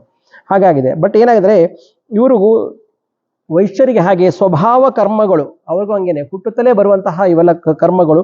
ಸೇವೆಯನ್ನು ಮಾಡುವುದು ಶೂದ್ರರಿಗೆ ಸ್ವಭಾವ ಕರ್ಮವಾಗಿದೆ. ಶೂದ್ರ ಸೇವೆ ಮಾಡೋದ್ರೆ ಈ 3 ವರ್ಣದವರಿಗೆ ಸೇವೆಯನ್ನು ಕೊಡುವಂಥವ್ರು, ಸರ್ವಿಸ್ ಕೊಡುವಂಥವ್ರು, ಪ್ರತಿಯೊಂದನ್ನು ಅವರಿಗೆ ಬೇಕಾಗುವಂಥದ್ದನ್ನು ಒದಗಿಸಿ ಕೊಡುವಂಥವ್ರು. ಯಾಕಂದ್ರೆ ಎಲ್ಲಾ ವರ್ಣಗಳು 4 ಶ್ರೇಷ್ಠ, ಯಾವುದೂ ಮೇಲೆ ಇಲ್ಲ, ಯಾವುದೂ ಕೆಳಗೆಲೆ ಇಲ್ಲ. ನೆನಪಿಟ್ಕೊಳ್ಳಿ. ಆ ಥರ ಯಾರಾದ್ರೂ ಬ್ರಾಹ್ಮಣರೇ ಶ್ರೇಷ್ಠ ಅಂತ ತಿಳ್ಕೊಂಡ್ರೆ ಬ್ರಾಹ್ಮಣರು ಮಾತ್ರ ಇದಕ್ಕೆ ಹೋಗ್ಬೇಕಿತ್ತು, ಏನೋ ಮೋಕ್ಷ ಸಂಪಾದನೆ ಮಾಡ್ಬೇಕಿತ್ತು, ಬ್ರಾಹ್ಮಣಿಗೆ ಮಾತ್ರ ಮೋಕ್ಷ ಸಿಗ್ಬೇಕಿತ್ತು. ಹಾಗಿಲ್ಲ. ಭಗವಂತನ ಅವನು ಎಷ್ಟೊಂದು ಹೇಳಿದನಲ್ಲ 18 ಇದರಲ್ಲಿ, ಯಾರ್ಯಾರು ಅವರವರ ಕೆಲಸಗಳನ್ನು ಯಾರು ಶ್ರದ್ಧಾ ಭಕ್ತಿಯಿಂದ ಮಾಡ್ತಾರೋ, ನನ್ನ ಮೇಲೆ ಭಕ್ತಿ ಇಟ್ಕೊಂಡು ಮಾಡ್ತಾರೋ ಅಂಥವರು ನನಗೆ ಅತಿ ಪ್ರಿಯರು ಅಂತ ಹೇಳ್ಕೊಂಡು ಹೋಗಿದ್ದಾನೆ.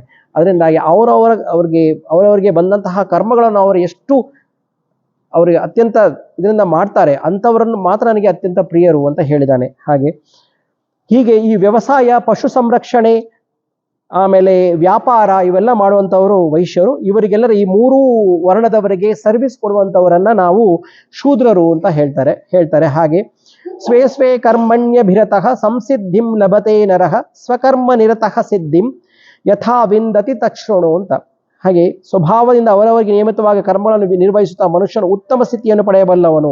ಈ ವಿಧಾನವನ್ನು ಹೇಳುತ್ತೇನೆ ಕೇಳು ಅಂತ ಹೇಳ್ತಾನೆ. ಅದೇ ಮತ್ತೆ ಹೇಳ್ತಾನೆ, ನಾವು ಎಕ್ಸಾಂಪಲ್ ಇವಾಗ ಕೊಡ್ಬೇಕಂದ್ರೆ ನಮ್ಮ ಕ್ಷತ್ರಿಯರು ಯಾರು ಅಂತ ನೀವು ಎಕ್ಸಾಂಪಲ್ ಕೊಡ್ಬೇಕಂದ್ರೆ ಪೊಲೀಸ್ ಡಿಪಾರ್ಟ್ಮೆಂಟ್ ಇರೋರನ್ನ ನಾವು ಕ್ಷತ್ರಿಯ ಅಂತ ಹೇಳ್ಬೋದು, ಮಿಲಿಟರಿಯಲ್ಲಿ ಸೈನ್ಯದಲ್ಲಿ ಇರೋರನ್ನ ನಾವು ಕ್ಷತ್ರಿಯ ಅಂತ ಹೇಳ್ಬೋದು.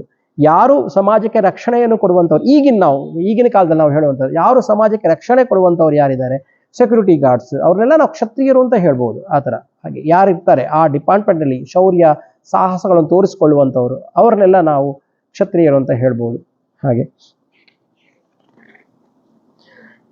ಯತಪ್ರವೃತ್ತಿರ್ಭೂತಾನಾಂ ಯೇನ ಸರ್ವಮಿದಂ ತತಂ ಸ್ವಕರ್ಮಣ ಸಮಭ್ಯರ್ಚ್ಯ ಸಿದ್ಧಿಂ ವಿಂದತಿ ಮಾನವ.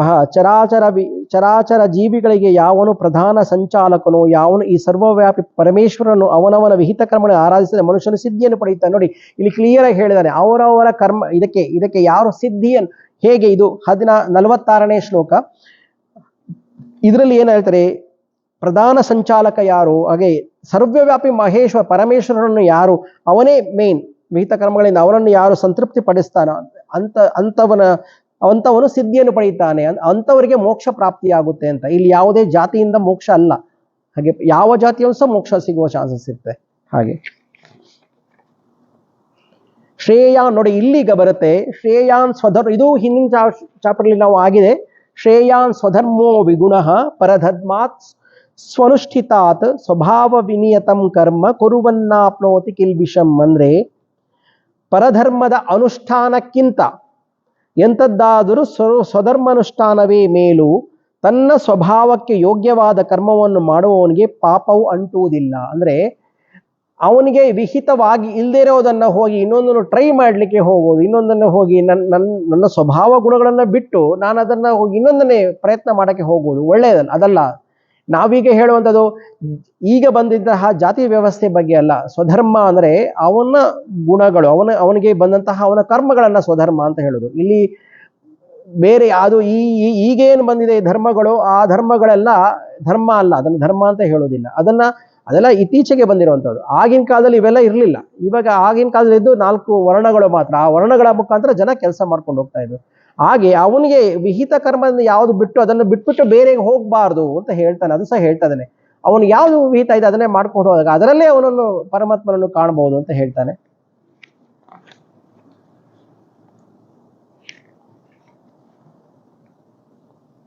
ನೋಡಿ ಸಹಜ ಕರ್ಮವು ದೋಷಯುಕ್ತವಾಗಿದ್ದರೂ ಅದನ್ನು ತ್ಯಜಿಸಬಾರದು ಅಂತ ಹೇಳ್ತಾನೆ.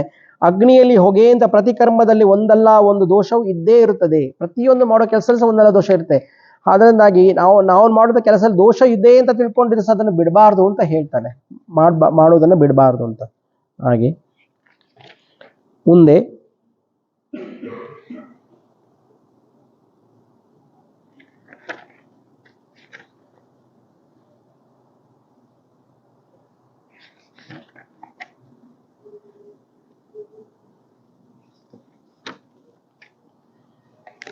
ನೋಡಿ ಇಲ್ಲೊಂದು ಶ್ಲೋಕ ಇದೆ, 54ನೇ ಶ್ಲೋಕದಲ್ಲಿ ಬರುತ್ತೆ. ಬ್ರಹ್ಮಭೂತ ಪ್ರಸನ್ನಾತ್ಮ ನ ಶೋಚತಿ ನ ಕಾಂಕ್ಷತಿ ಸಮಸರ್ವೇಷು ಭೂತೇಷು ಮದ್ಭಕ್ತಿಂ ಲಭತೆ ಪರಾಮ್ ಅಂತ ಇದೆ. ಪ್ರಸನ್ನ ಚಿತ್ತನಾದ ಬ್ರಹ್ಮನಿಷ್ಠನು ಏನನ್ನೂ ಕೋರುವುದಿಲ್ಲ ಅಂತ ಹೇಳ್ತಾನೆ. ಅದೇ ಸಾತ್ವಿಕ ಗುಣಗಳು. ಅವರು ಏನು ಕೇಳುವುದಿಲ್ಲ, ಭಗವಂತನ ಹತ್ರ ಏನನ್ನೂ ಕೇಳುವುದಿಲ್ಲ. ಆಮೇಲೆ ಯಾವುದಕ್ಕೆ ಸಹ ದುಃಖಿಸುವುದಿಲ್ಲ. ಅಂದ್ರೆ ಅವರು ಏನ್ ಹೇಳ್ತಿಲ್ಲ, ಸಮತ್ವ ಭಾವ, ಪ್ರತಿಯೊಂದನ್ನು ಸಮವಾಗಿ ತಗೊಳ್ತಾರೆ. ಯಾವುದಕ್ಕೂ ಅತಿಯಾಗಿ ಅವರು ಹಿಗ್ಗುವುದಿಲ್ಲ, ಕಮ್ಮಿ ಅವ್ರಿಗೇನೋ ಸಮಸ್ಯೆ ಆದಾಗ ಅವರು ಕುಗ್ಗೂ ಸಹ ಇಲ್ಲ. ಹಾಗೆ ಯಾವುದಕ್ಕೂ ದುಃಖಿಸ ಇಂಥವನು ಸರ್ವಜೀವಿಗಳಲ್ಲಿ ಸ್ವಭಾವವುಳ್ಳವನಾಗಿ ಉತ್ಕೃಷ್ಟವಾದ ನನ್ನ ಭಕ್ತಿಯನ್ನು ಪಡೆದುಕೊಳ್ಳುತ್ತಾನೆ ಅಂತ ಹೇಳ್ತಾರೆ. ಹಾಗೆ ಮುಂದೆ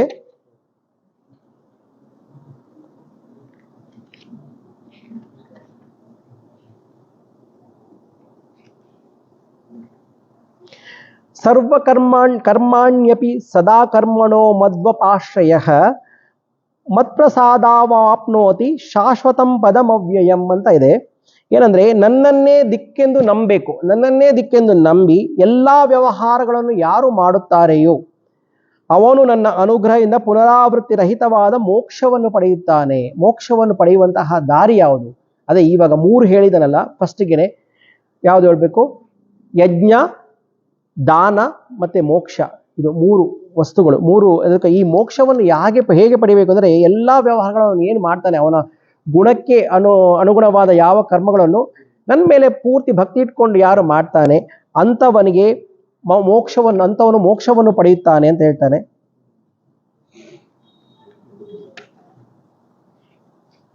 ಈಗ ಬರುತ್ತೆ ಮುಂದೆ. ಈಗ 58ನೇ ಶ್ಲೋಕ. ಮಚ್ಚಿತ್ತ ಸರ್ವ ದುರ್ಗಾಣಿ ಮತ್ಪ್ರಸಾದಾತ್ ತರಿಷ್ಯಸಿ ಅಥ ಚೇತ್ವ ಅಹಂಕಾರಾತ್ ನ ಶೋಷ್ಯತಿ ವಿನಂಕ್ಷಸಿ ಅಂತ ಇದೆ. ಅಂದ್ರೆ ನನ್ನಲ್ಲಿ ಶರಣು ಹೊಂದಿದರೆ ನನ್ನ ದಯೆಯಿಂದ ಸಮಸ್ತ ಸಂಕಟಗಳಿಂದ ನೀನು ಪಾರಾಗತೀಯ, ಇಲ್ಲದಿದ್ದರೆ ಅಹಂಕಾರದಲ್ಲಿ ನೀನು ಬಿಟ್ಟರೆ ನೀನು ಕೆಟ್ಟು ಹೋಗ್ತೀಯಾ ಅಂತ ಅಲ್ವಾ. ಇಷ್ಟ ಅವನು ಹೇಳಿದ ಅದನ್ನೇ, ಎಲ್ಲವನ್ನು ನನ್ನನ್ಗೆ ಶರಣು ಹೊಂದಿ ನೀನು ಮಾಡು, ನನ್ನನ್ಗೆ ಬಿಟ್ಬಿಟ್ಟು ನೀನು ಮಾಡು, ನೀನು ನೋಡ್ಕೊಳ್ಳೋದು ನಾನು. ಅದೇ ನಾವು ಹಿಂದಿನ ಅಧ್ಯಾಯದಲ್ಲಿ ತಿಳ್ಕೊಂಡಿದ್ದೇವೆ.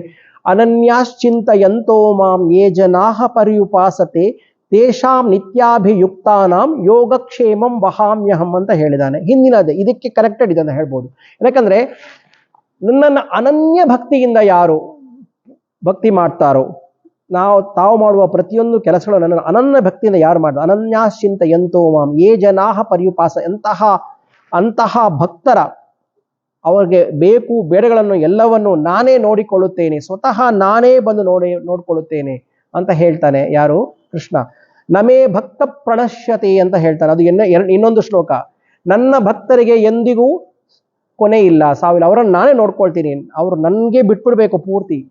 ಹಾಗೆ ಅದರಲ್ಲಿ ಇದೆಲ್ಲ ಸಹ ನಾವು ಎಕ್ಸಾಂಪಲ್ ನಾವು ಈಗ ಕೊಡ್ಬೋದು. ಏನಂದ್ರೆ ಇವಳು ಅದೇ ವಸ್ತ್ರಾಪಹರದ ಸಮಯದಲ್ಲಿ, ದ್ರೌಪದಿಯ ವಸ್ತ್ರ ಅಪಹರಣ ಸಮಯದಲ್ಲಿ ಏನಾಗುತ್ತೆ, ಅವಳು ಫಸ್ಟಿಗೆ ಏನು ಮಾಡ್ತಾಳೆ, ಅವಳನ್ನ ರಕ್ಷಣೆ ಮಾಡ್ಕೊಳ್ಳೋಕೆ ಪ್ರಯತ್ನ ಪಡ್ತಾಳೆ ಅಲ್ವಾ. ಆವಾಗ ಕೃಷ್ಣ ಬರುವುದಿಲ್ಲ. ಎಷ್ಟು ಕೃಷ್ಣ ಇಮಿಡಿಯೇಟ್ಲಿ ಬರುವುದಿಲ್ಲ ಅವನು. ಯಾವಾಗ ಯಾರೂ ಇಲ್ಲ, ನನಗೆ ಯಾರೂ ಇಲ್ಲ ಅಂತ ಎರಡೂ ಕೈಯನ್ನು ಎತ್ತಿ ಕೃಷ್ಣ ನೀನೇ ಅಂತ ಯಾವಾಗ ಎರಡೂ ಕೈಯನ್ನು ಎತ್ತಿ ಅವಳು ಅತ್ಯಂತ ಭಕ್ತಿಯಿಂದ ಮಾತಾಡ, ಆ ಟೈಮಲ್ಲಿ ಅವಳಿಗೆ ಅಕ್ಷಯಾಂಬರ ಬರುತ್ತೆ. ಹಾಗೆ ನಮ್ಗೆ ಎಷ್ಟೋ ವರ್ಷ ನಮ್ಗೆ ಅನಿಸುತ್ತೆ ನಮ್ಮ ಜೀವನದಲ್ಲಿ, ನಾನು ಇಷ್ಟು ಭಕ್ತಿ ಮಾಡ್ತಾ ಇದ್ದೇನೆ, ನನಗೆ ಯಾಕೆ ಇದೆಲ್ಲ ಹೇಳಿದ್ದಾರೆ ಭಗವದ್ಗೀತೆಯಲ್ಲಿ, ಬಟ್ ನನಗೆ ಇದು ಯಾಕೆ ಬರುವುದಿಲ್ಲ ಅಂತ ತಿಳ್ಕೊಳ್ತೇವೆ. ಆಗ ನಾವು ನಮ್ಮಲ್ಲೇ ಏನೋ ತಿಳ್ಕೊ, ಎಲ್ಲೋ ಒಂದು ಕಡೆ ನನ್ನ ಭಕ್ತಿಯಲ್ಲಿ ಕಮ್ಮಿ ಆಗಿರ್ಬೋದು ಅಂತ. ನಾವು ಯಾವಾಗಲೂ ಅನನ್ಯ ಭಕ್ತಿಯಿಂದ ನಾವು ಮಾಡ್ತೀವಿ, ಯಾರೂ ಇಲ್ಲ ನನಗೆ, ನೀನೊಬ್ಬನೇ ಅದನ್ನು ನಾನು ತಿಳ್ಕೊಂಡು ಮಾಡ್ತೀವಿ. ಎಲ್ಲಾದರೂ ಒಂದು ಕಡೆಯಿಂದ ಸೂರ್ಯ ರಶ್ಮಿ ಥರ ನಮಗೆ ಬಂದು ಒಂದು ಸಹಾಯ ಬಂದೇ ಬರುತ್ತೆ. ಆ ಪ್ರಯತ್ನ ಅದು ನೆನಪಿಟ್ಕೊಳ್ಳಿ. ನನ್ನ ಭಕ್ತರಿಗೆ ಯಾವತ್ತೂ ಕೊನೆ ಇಲ್ಲ ಅಂತ ಹೇಳಿದ್ದಾನೆ ಕೃಷ್ಣ. ಹಾಗೆ ಯದಹಂಕಾರಮಾಶ್ರಿತ್ಯ ನಯೋಸ್ಯನ್ ಇತಿ ಮನ್ಯಸೆ ಮಿಥ್ಯೇಶ ವ್ಯವಸಾಯಸ್ತೆ ಪ್ರಕೃತಿ ಸ್ವಾಮಿ ನಿಯೋಕ್ಷ್ಯತಿ ಅಂತ ಇದೆ. ಅಹಂಕಾರವನ್ನು ಆಶ್ರಯಿಸಿ ಯುದ್ಧ ಮಾಡುವುದೇ ಇಲ್ಲ ಎಂದುಕೊಂಡಲ್ಲಿ ನಿನ್ನ ನಿಶ್ಚಯವು ಸುಳ್ಳಾಗುವುದು. ಏಕೆಂದರೆ ಪ್ರಕೃತಿಯನ್ನು ನಿನ್ನನ್ನು ಯುದ್ಧಕ್ಕೆ ನಿಯೋಜಿಸುತ್ತದೆ, ಪ್ರಕೃತಿಯೇ ನಿನ್ನನ್ನು ಯುದ್ಧಕ್ಕೆ ನಿಯೋಜಿಸುತ್ತದೆ ಅಂತ ಹೇಳ್ತಾನೆ. ಅವನ ಏನ್ ಹೇಳ್ತಾರಲ್ಲ, ಅವನ ಬೈ ಬರ್ತ್ ಅವನಿಗೇನಿದೆ, ಅವನ ಗುಣಕ್ಕೆ ಪರವಾಗಿ ಅವನು ಮಾಡಬೇಕು ಯುದ್ಧ, ಅವನು ಕ್ಷತ್ರಿಯ, ಅವನು ಮಾಡಲೇಬೇಕು. ಬಟ್ ನೀನು ಮಾಡದೇ ಇದ್ರೆ ಅದು ನೀನು ಕೆಲಸ ಆಗೋದಿಲ್ಲ ಅಂತ ಏನಿಲ್ಲ, ಕೆಲಸ ಅದು ಆಗೇ ಆಗತ್ತೆ. ಪ್ರಕೃತಿ ನಿನ್ನನ್ನು ಯುದ್ಧಕ್ಕೆ ಪ್ರೇರೇಪಿಸ್ತದೆ, ಹೌದಾ ಅಲ್ವಾ. ಅವ್ರು ಬಿಡ್ತಾರೆ, ಅವ್ರು ಆ ಕಡೆಯಿಂದ ಯುದ್ಧ ಮಾಡುವಾಗ ಇವನು ಯುದ್ಧ ಮಾಡಲೇಬೇಕು. ಇವನು ಆಗೋದಿಲ್ಲ ಅಂತ ಕೂತ್ಕೊಂಡ್ರೆ ಏನಾಗುತ್ತೆ, ಇವನು ಸತ್ತೋಗ್ಬಿಡ್ತಾನೆ ಅಷ್ಟೇ ಅಲ್ವಾ. ಅದಕ್ಕೋಸ್ಕರ ಪ್ರಕೃತಿ ನಿನ್ನನ್ನು ಮಾಡಿಬಿಡ್ತಾನೆ, ನೀನು ಅದನ್ನು ಬಿಡ್ಲಿಕ್ಕೆ ಆಗೋದಿಲ್ಲ, ನಿನ್ನ ಕರ್ಮ ನೀನು ಬಿಡ್ಲಿಕ್ಕೆ ಆಗೋದೇ ಇಲ್ಲ ಅಂತ. ಹಾಗೆ ಸ್ವಭಾವಜೇನ ಕೌಂತೆಯ ನಿಬದ್ಧ ಸ್ವೇನ ಕರ್ಮಣ ಕರ್ತುಂ ನೇಚ್ಛಸಿ ಯನ್ಮೋಹಾತ್ ಕರಿಷ್ಯಸ್ಯ ವಶೋಪಿ ಯತತ್ ಅಂತ. ಕೌಂತೆಯ ನೀನು ಮಾಡುವುದಿಲ್ಲವೆಂದು ಅವಿವೇಕ ವಶದಿಂದ ಅಂದುಕೊಂಡರೂ ಜನ್ಮದಿಂದ ಬಂದ ಸಂಸ್ಕಾರಕ್ಕೆ ವಶನಾಗಿ ನಿರ್ಬಂಧವಾಗಿಯಾದರೂ ನೀನು ಮಾಡ್ತೀಯಾ ಅಂತ ಹೇಳ್ತಾನೆ. ನೋಡಿ, ನಾನು ಮಾಡಿಲ್ಲ ಅಂತ ನೀನು ಎಷ್ಟು ನಾನು ಮಾಡಿದ ಕೂತ್ಕೊಂಡ್ರು ನೀನು ಮಾಡಲೇಬೇಕಾಗತ್ತೆ, ನೀನು ಮಾಡೇ ಮಾಡ್ತೀಯ. ಹಾಗೆ ಈಶ್ವರ ಸರ್ವಭೂತಾನಾಂ ಹೃದ್ದೇಶೇರ್ಜುನ ತಿಷ್ಠತಿ ಭ್ರಾಮಯನ್ ಸರ್ವಭೂತಾನಿ ಯಂತ್ರಾರೂಢಾನಿ ಮಾಯಯ ಅಂತ ಇದೆ. ಅರ್ಜುನ ಸಂಸಾರ ಯಂತ್ರದಲ್ಲಿ ಸಿಕ್ಕಿರುವ ಈ ಚರಾಚರ ಜೀವಿಗಳನ್ನು ನನ್ನ ಮಾಯಾಶಕ್ತಿಯಿಂದ ಆಡಿಸುತ್ತಾ ಪರಮೇಶ್ವರನು ಸರ್ವರ ಹೃದಯದಲ್ಲಿ ಸ್ಥಿತವಾಗಿರುತ್ತಾನೆ ಅಂತ ಹೇಳ್ತಾನೆ.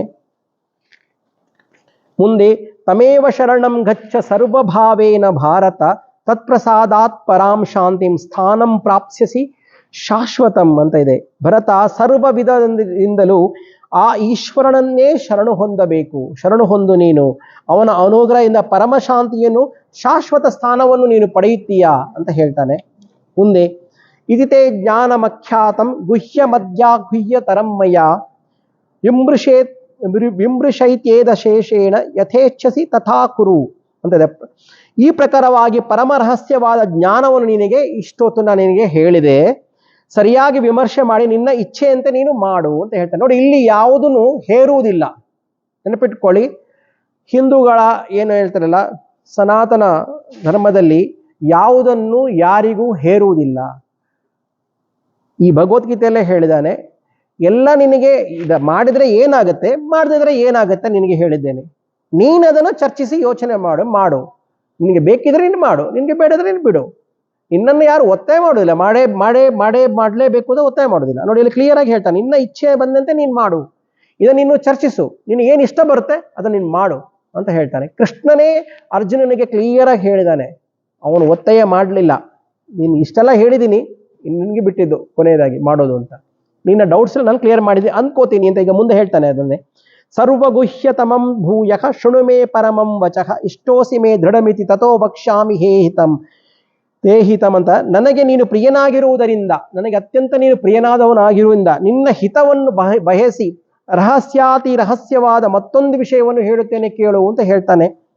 ಈಗ ನೋಡಿ, ಮನ್ಮನಾ ಭವ ಮದ್ಭಕ್ತಃ ಮದ್ಯಾಜೀನ್ ಮಾಂ ನಮಸ್ಕುರು ಮಾಮೇ ವೈಶ್ಯಸಿ ಸತ್ಯಂ ತೇ ಪ್ರತಿಜಾನೇ ಪ್ರಿಯೋಸಿ ಮೇ ಅಂತ ಇದೆ. ನನ್ನಲ್ಲಿ ಮನಸ್ಸಿಡು. ನೋಡಿ, ಈ ಶ್ಲೋಕ ಸಹ ಬಹಳ ಇಂಪಾರ್ಟೆಂಟ್ ಶ್ಲೋಕ. ಇದನ್ನು ಸಹ ನೀವು ಡೈಲಿ ಮಾಡಿದರೆ ಒಳ್ಳೆಯದು. ಹಾಗೆ ನನ್ನಲ್ಲಿ ಮನಸ್ಸಿಡು, ನನ್ನ ಭಕ್ತನಾಗು, ನನ್ನನ್ನು ಪೂಜಿಸು, ನನಗೆ ನಮಸ್ಕಾರ ಮಾಡು, ಪ್ರೀತಿ ಪಾತ್ರನಾದ ನಿನಗೆ ಪ್ರತಿಜ್ಞೆ ಮಾಡಿ ಹೇಳುತ್ತೇನೆ, ಸತ್ಯವಾಗಿ ನೀನು ನನ್ನನ್ನೇ ಹೊಂದುವೆ ಅಂತ ಹೇಳ್ತಾನೆ ಕೃಷ್ಣ. ಇದು ತುಂಬಾ ಇಂಪಾರ್ಟೆಂಟ್ ಶ್ಲೋಕ. ಇನ್ನು ಮುಂದಿನ ಶ್ಲೋಕ ಸಹ ತುಂಬಾ ಇಂಪಾರ್ಟೆಂಟ್. ಇದನ್ನ ಚರಮ ಶ್ಲೋಕ, ಕರ್ಮಯೋಗದ ಚರಮ ಶ್ಲೋಕಕ್ಕೆ ಇದು ಕಂಪೇರ್ ಮಾಡ್ತಾರೆ. ಇಲ್ಲಿ ಸರ್ವಧರ್ಮಾನ್ ಪರಿತ್ಯಜ್ಯ ಮಾಮೇಕಂ ಶರಣಂ ವ್ರಜ ಅಹಂ ತ್ವಾ ಸರ್ವ ಪಾಪೇಭ್ಯ ಮೋಕ್ಷ ಇಷ್ಯಾಮಿ ಮಾ ಶುಚಃ ಅಂತ. ಇದು 66ನೇ ಶ್ಲೋಕ. ಇದು ಇಂಪಾರ್ಟೆಂಟ್ ಶ್ಲೋಕ.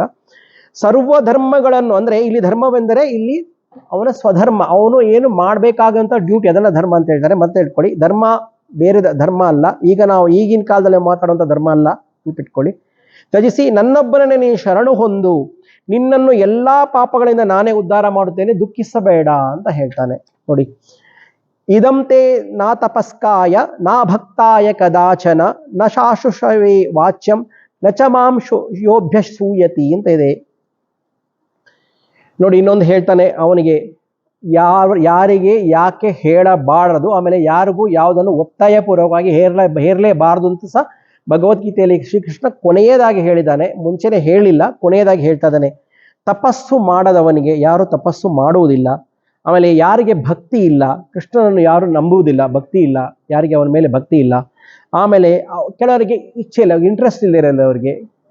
ಆಮೇಲೆ ನನ್ನಲ್ಲಿ ಅಸೂಯೆ ಅಂದ್ರೆ ಅದರಲ್ಲಿ ಅವಶ್ಯ ಅಂದ್ರೆ ಅವನನ್ನು ಕಂಡ್ರೆ ಆಗದವ್ರು ಇರ್ತಾರಲ್ಲ, ಅವನನ್ನು ನೋಡದೆ ಕೃಷ್ಣನನ್ನು ಕಂಡ್ರೆ ಆಗದವರು ಸಹ ಇರ್ತಾರೆ, ತುಂಬಾ ಜನ ಇದ್ದಾರೆ. ಇಲ್ಲದವರಿಗೆ, ಅಂಥವರಿಗೆ ಗೀತಾಜ್ಞಾನವನ್ನು ಹೇಳಲೇಬಾರದು ಅಂತ ಹೇಳ್ತಾನೆ. ಇದು ಯಾರು ಭಗವದ್ಗೀತೆಯ ಅಧ್ಯಯನ ಮಾಡಿ ಇನ್ನೊಬ್ಬರಿಗೆ ಹೇಳಿಕೊಡ್ತಾರಲ್ಲ ಅವರಿಗೆ ಅದಕ್ಕೆ ಹೇಳೋದು, ಮೊದಲೇ ಹೇಳೋದು, ಭಗವದ್ಗೀತೆಯಲ್ಲಿ ಇಂಟ್ರೆಸ್ಟ್ ಇದ್ರೆ ಬನ್ನಿ, ಇಂಟ್ರೆಸ್ಟ್ ಇಲ್ಲದೆ ಪರವಾಗಿಲ್ಲ, ಬರಬೇಡಿ, ತೊಂದರೆ ಇಲ್ಲ, ಒತ್ತಾಯ ಇಲ್ಲ ಅಂತ.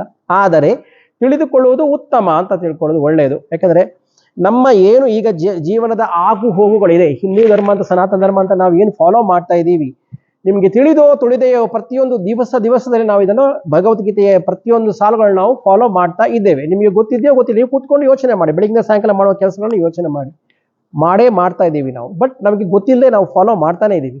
ಅದರಿಂದಾಗಿ ಅದನ್ನು ನಾವು ಡೀಪಾಗಿ ಹೋಗಿ ಬಂದು ತಿಳ್ಕೊಂಡ್ರೆ ತಪ್ಪೇನಿಲ್ಲ. ಅದರಿಂದಾಗಿ ಹಾಗೆ. ಬಟ್ ಇಲ್ಲಿ ಹೇಳ್ತಾನೆ, ನನಗೆ ಮೇಲೆ ನಂಬಿಕೆ ಇರೋವರಿಗೆ ಯಾರಿಗೂ ಇದನ್ನು ಒತ್ತಾಯ ಮಾಡಿ ಹೇಳಕ್ ಹೋಗ್ಬೇಡ ಅಂತ ಹೇಳ್ತಾನೆ. ನೋಡಿ, ಇದು ನೆನಪಿಟ್ಕೊಳ್ಳಿ, ಹಿಂದೂ ಧರ್ಮದಲ್ಲಿ, ಸನಾತನ ಧರ್ಮದಲ್ಲಿ ಯಾವುದನ್ನು ಒತ್ತಾಯಪೂರ್ವಕವಾಗಿ ಇನ್ನೊಬ್ಬರ ಮೇಲೆ ಹೇರುವುದಿಲ್ಲ ಅನ್ನೋದನ್ನ, ಇದನ್ನ ನೀವು ಬಹಳ ವಿಶದವಾಗಿ ಇನ್ನೊಬ್ಬರು ನಿಮ್ಮ ಹತ್ರ ಯಾರಾದ್ರೂ ಬಂದು ಚಾಲೆಂಜ್ ಆಗಿ ಮಾತಾಡಕ್ಕೆ ಬರುವಾಗ ಹೇಳ್ಬೋದು. ಬಟ್ ಇನ್ನೊಂದು ಧರ್ಮದವರು ಬಂದು ಹೇರ್ತಾರೆ, ಬಟ್ ನಾವು ಹೇರುವುದಿಲ್ಲ ಯಾರಿಗೆ ಸಹ. ಇದನ್ನು ಭಗವಂತನೇ ಹೇಳಿದ್ದಾನೆ, ಹೇರಬಾರ್ದು ಅಂತ.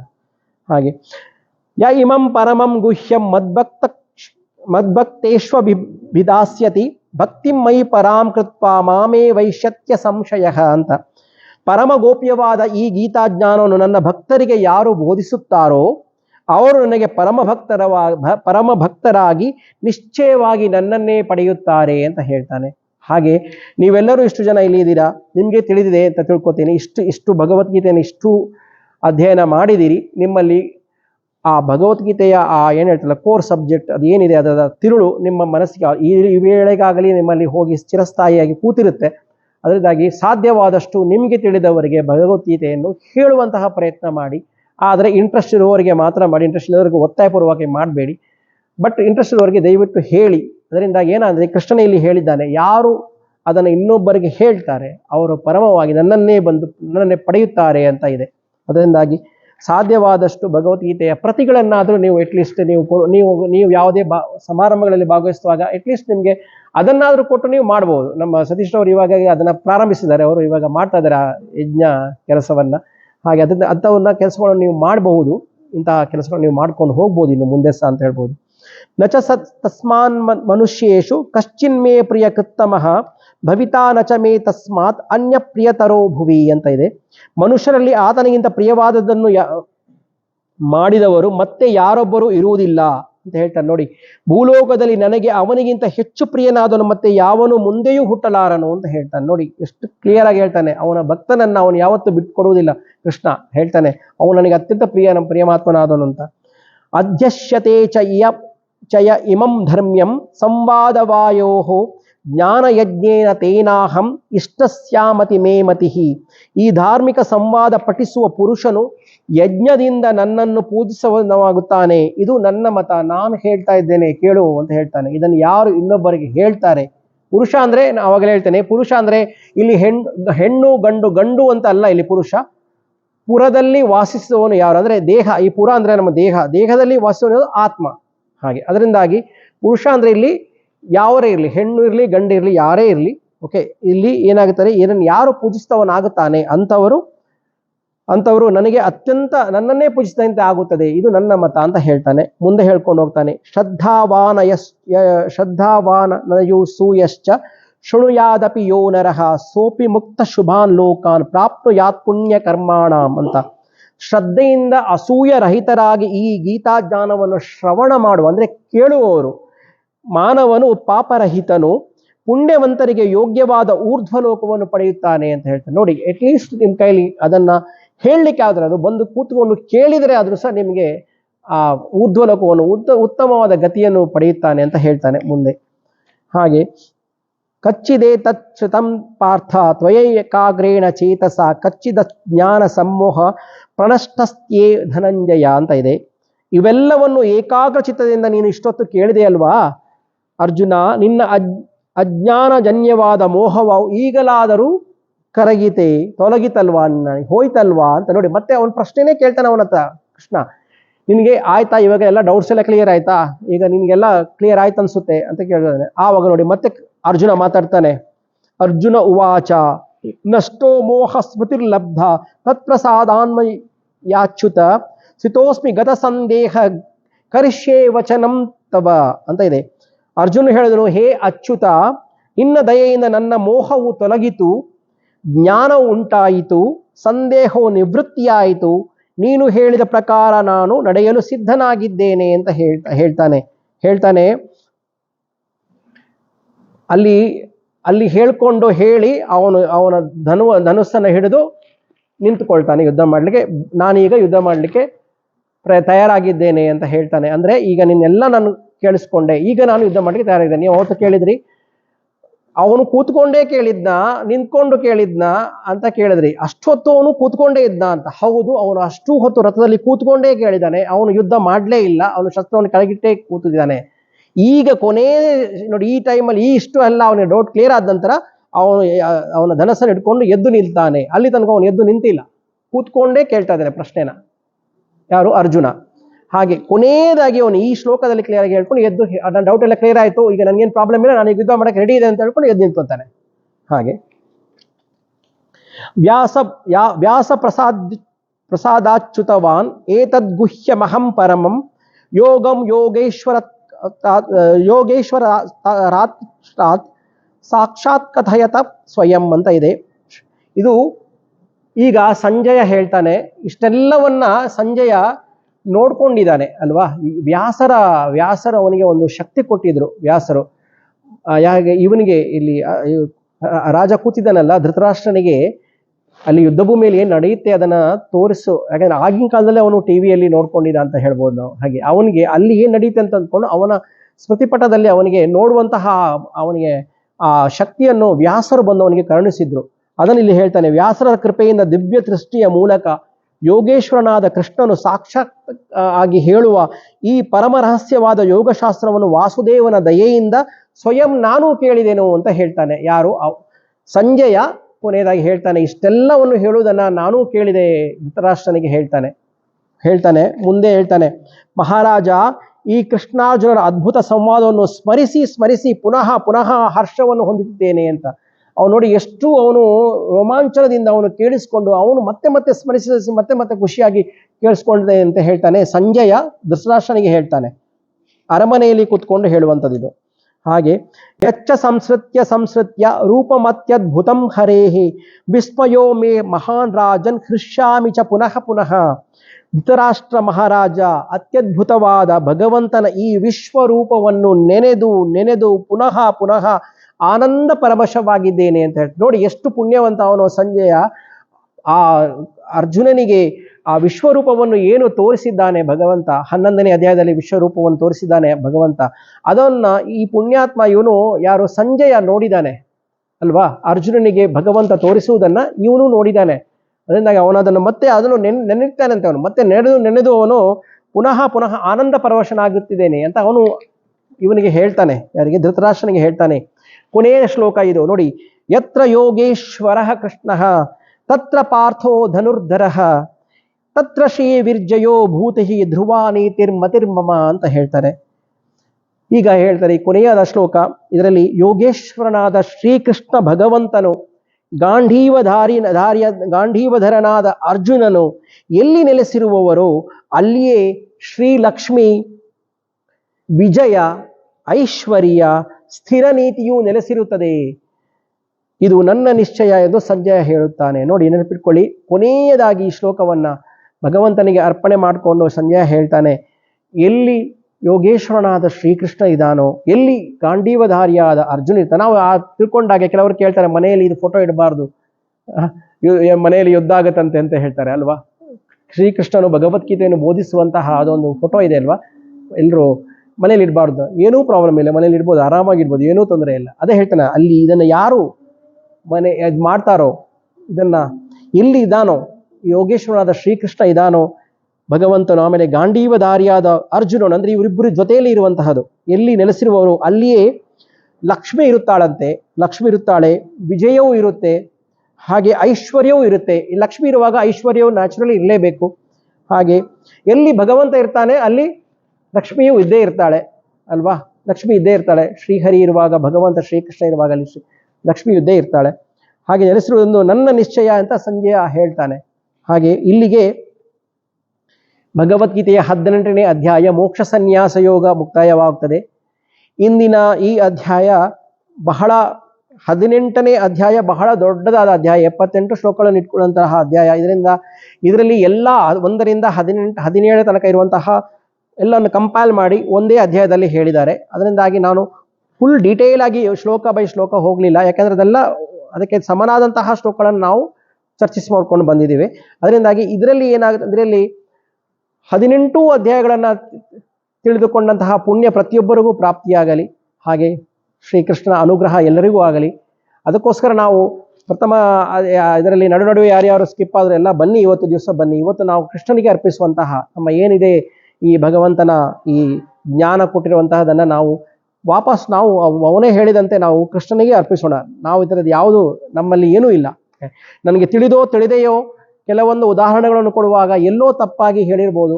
ಹಾಗೆ ಕೃಷ್ಣನ ಏನು ನಮಗೆ ಆ ಮೊಮೆಂಟಲ್ಲಿ ನಾವು ಕೂತ್ಕೊಂಡು ನಾವು ಹೇಳುವಂತಹ ಏನು ಅಂತಹ ಜ್ಞಾನ ನಮ್ಗೆ ಏನಿಲ್ಲ. ನಮಗೆ ಸಂಸ್ಕೃತ ಬರುವುದಿಲ್ಲ, ಬರೇ ನಾವು ಕನ್ನಡದಲ್ಲೇ ಓದಿ ತಿಳ್ಕೊಂಡು ಭಗವದ್ಗೀತೆ ಅಧ್ಯಯನ ಮಾಡಿದ್ದೇವೆ. ಅದರಿಂದಾಗಿ ಅಷ್ಟೊಂದು ಜ್ಞಾನಿಗಳು ಅಂತಹ ಮಹಾ ಪಂಡಿತರ ತಿಳುವಂಥದ್ದು ನಮಗೆ ಅಂತಹ ಜ್ಞಾನ ಇಲ್ಲ. ನಾವೆಲ್ಲ ಬಹಳ ಸಣ್ಣವರು. ಅದರಿಂದಾಗಿ ನಮಗೆ ತಿಳಿದಂಥದ್ದನ್ನು ನಾವು ನಿಮಗೆ ಎಕ್ಸ್ಪ್ಲೇನ್ ಮಾಡಿದ್ದೇನೆ.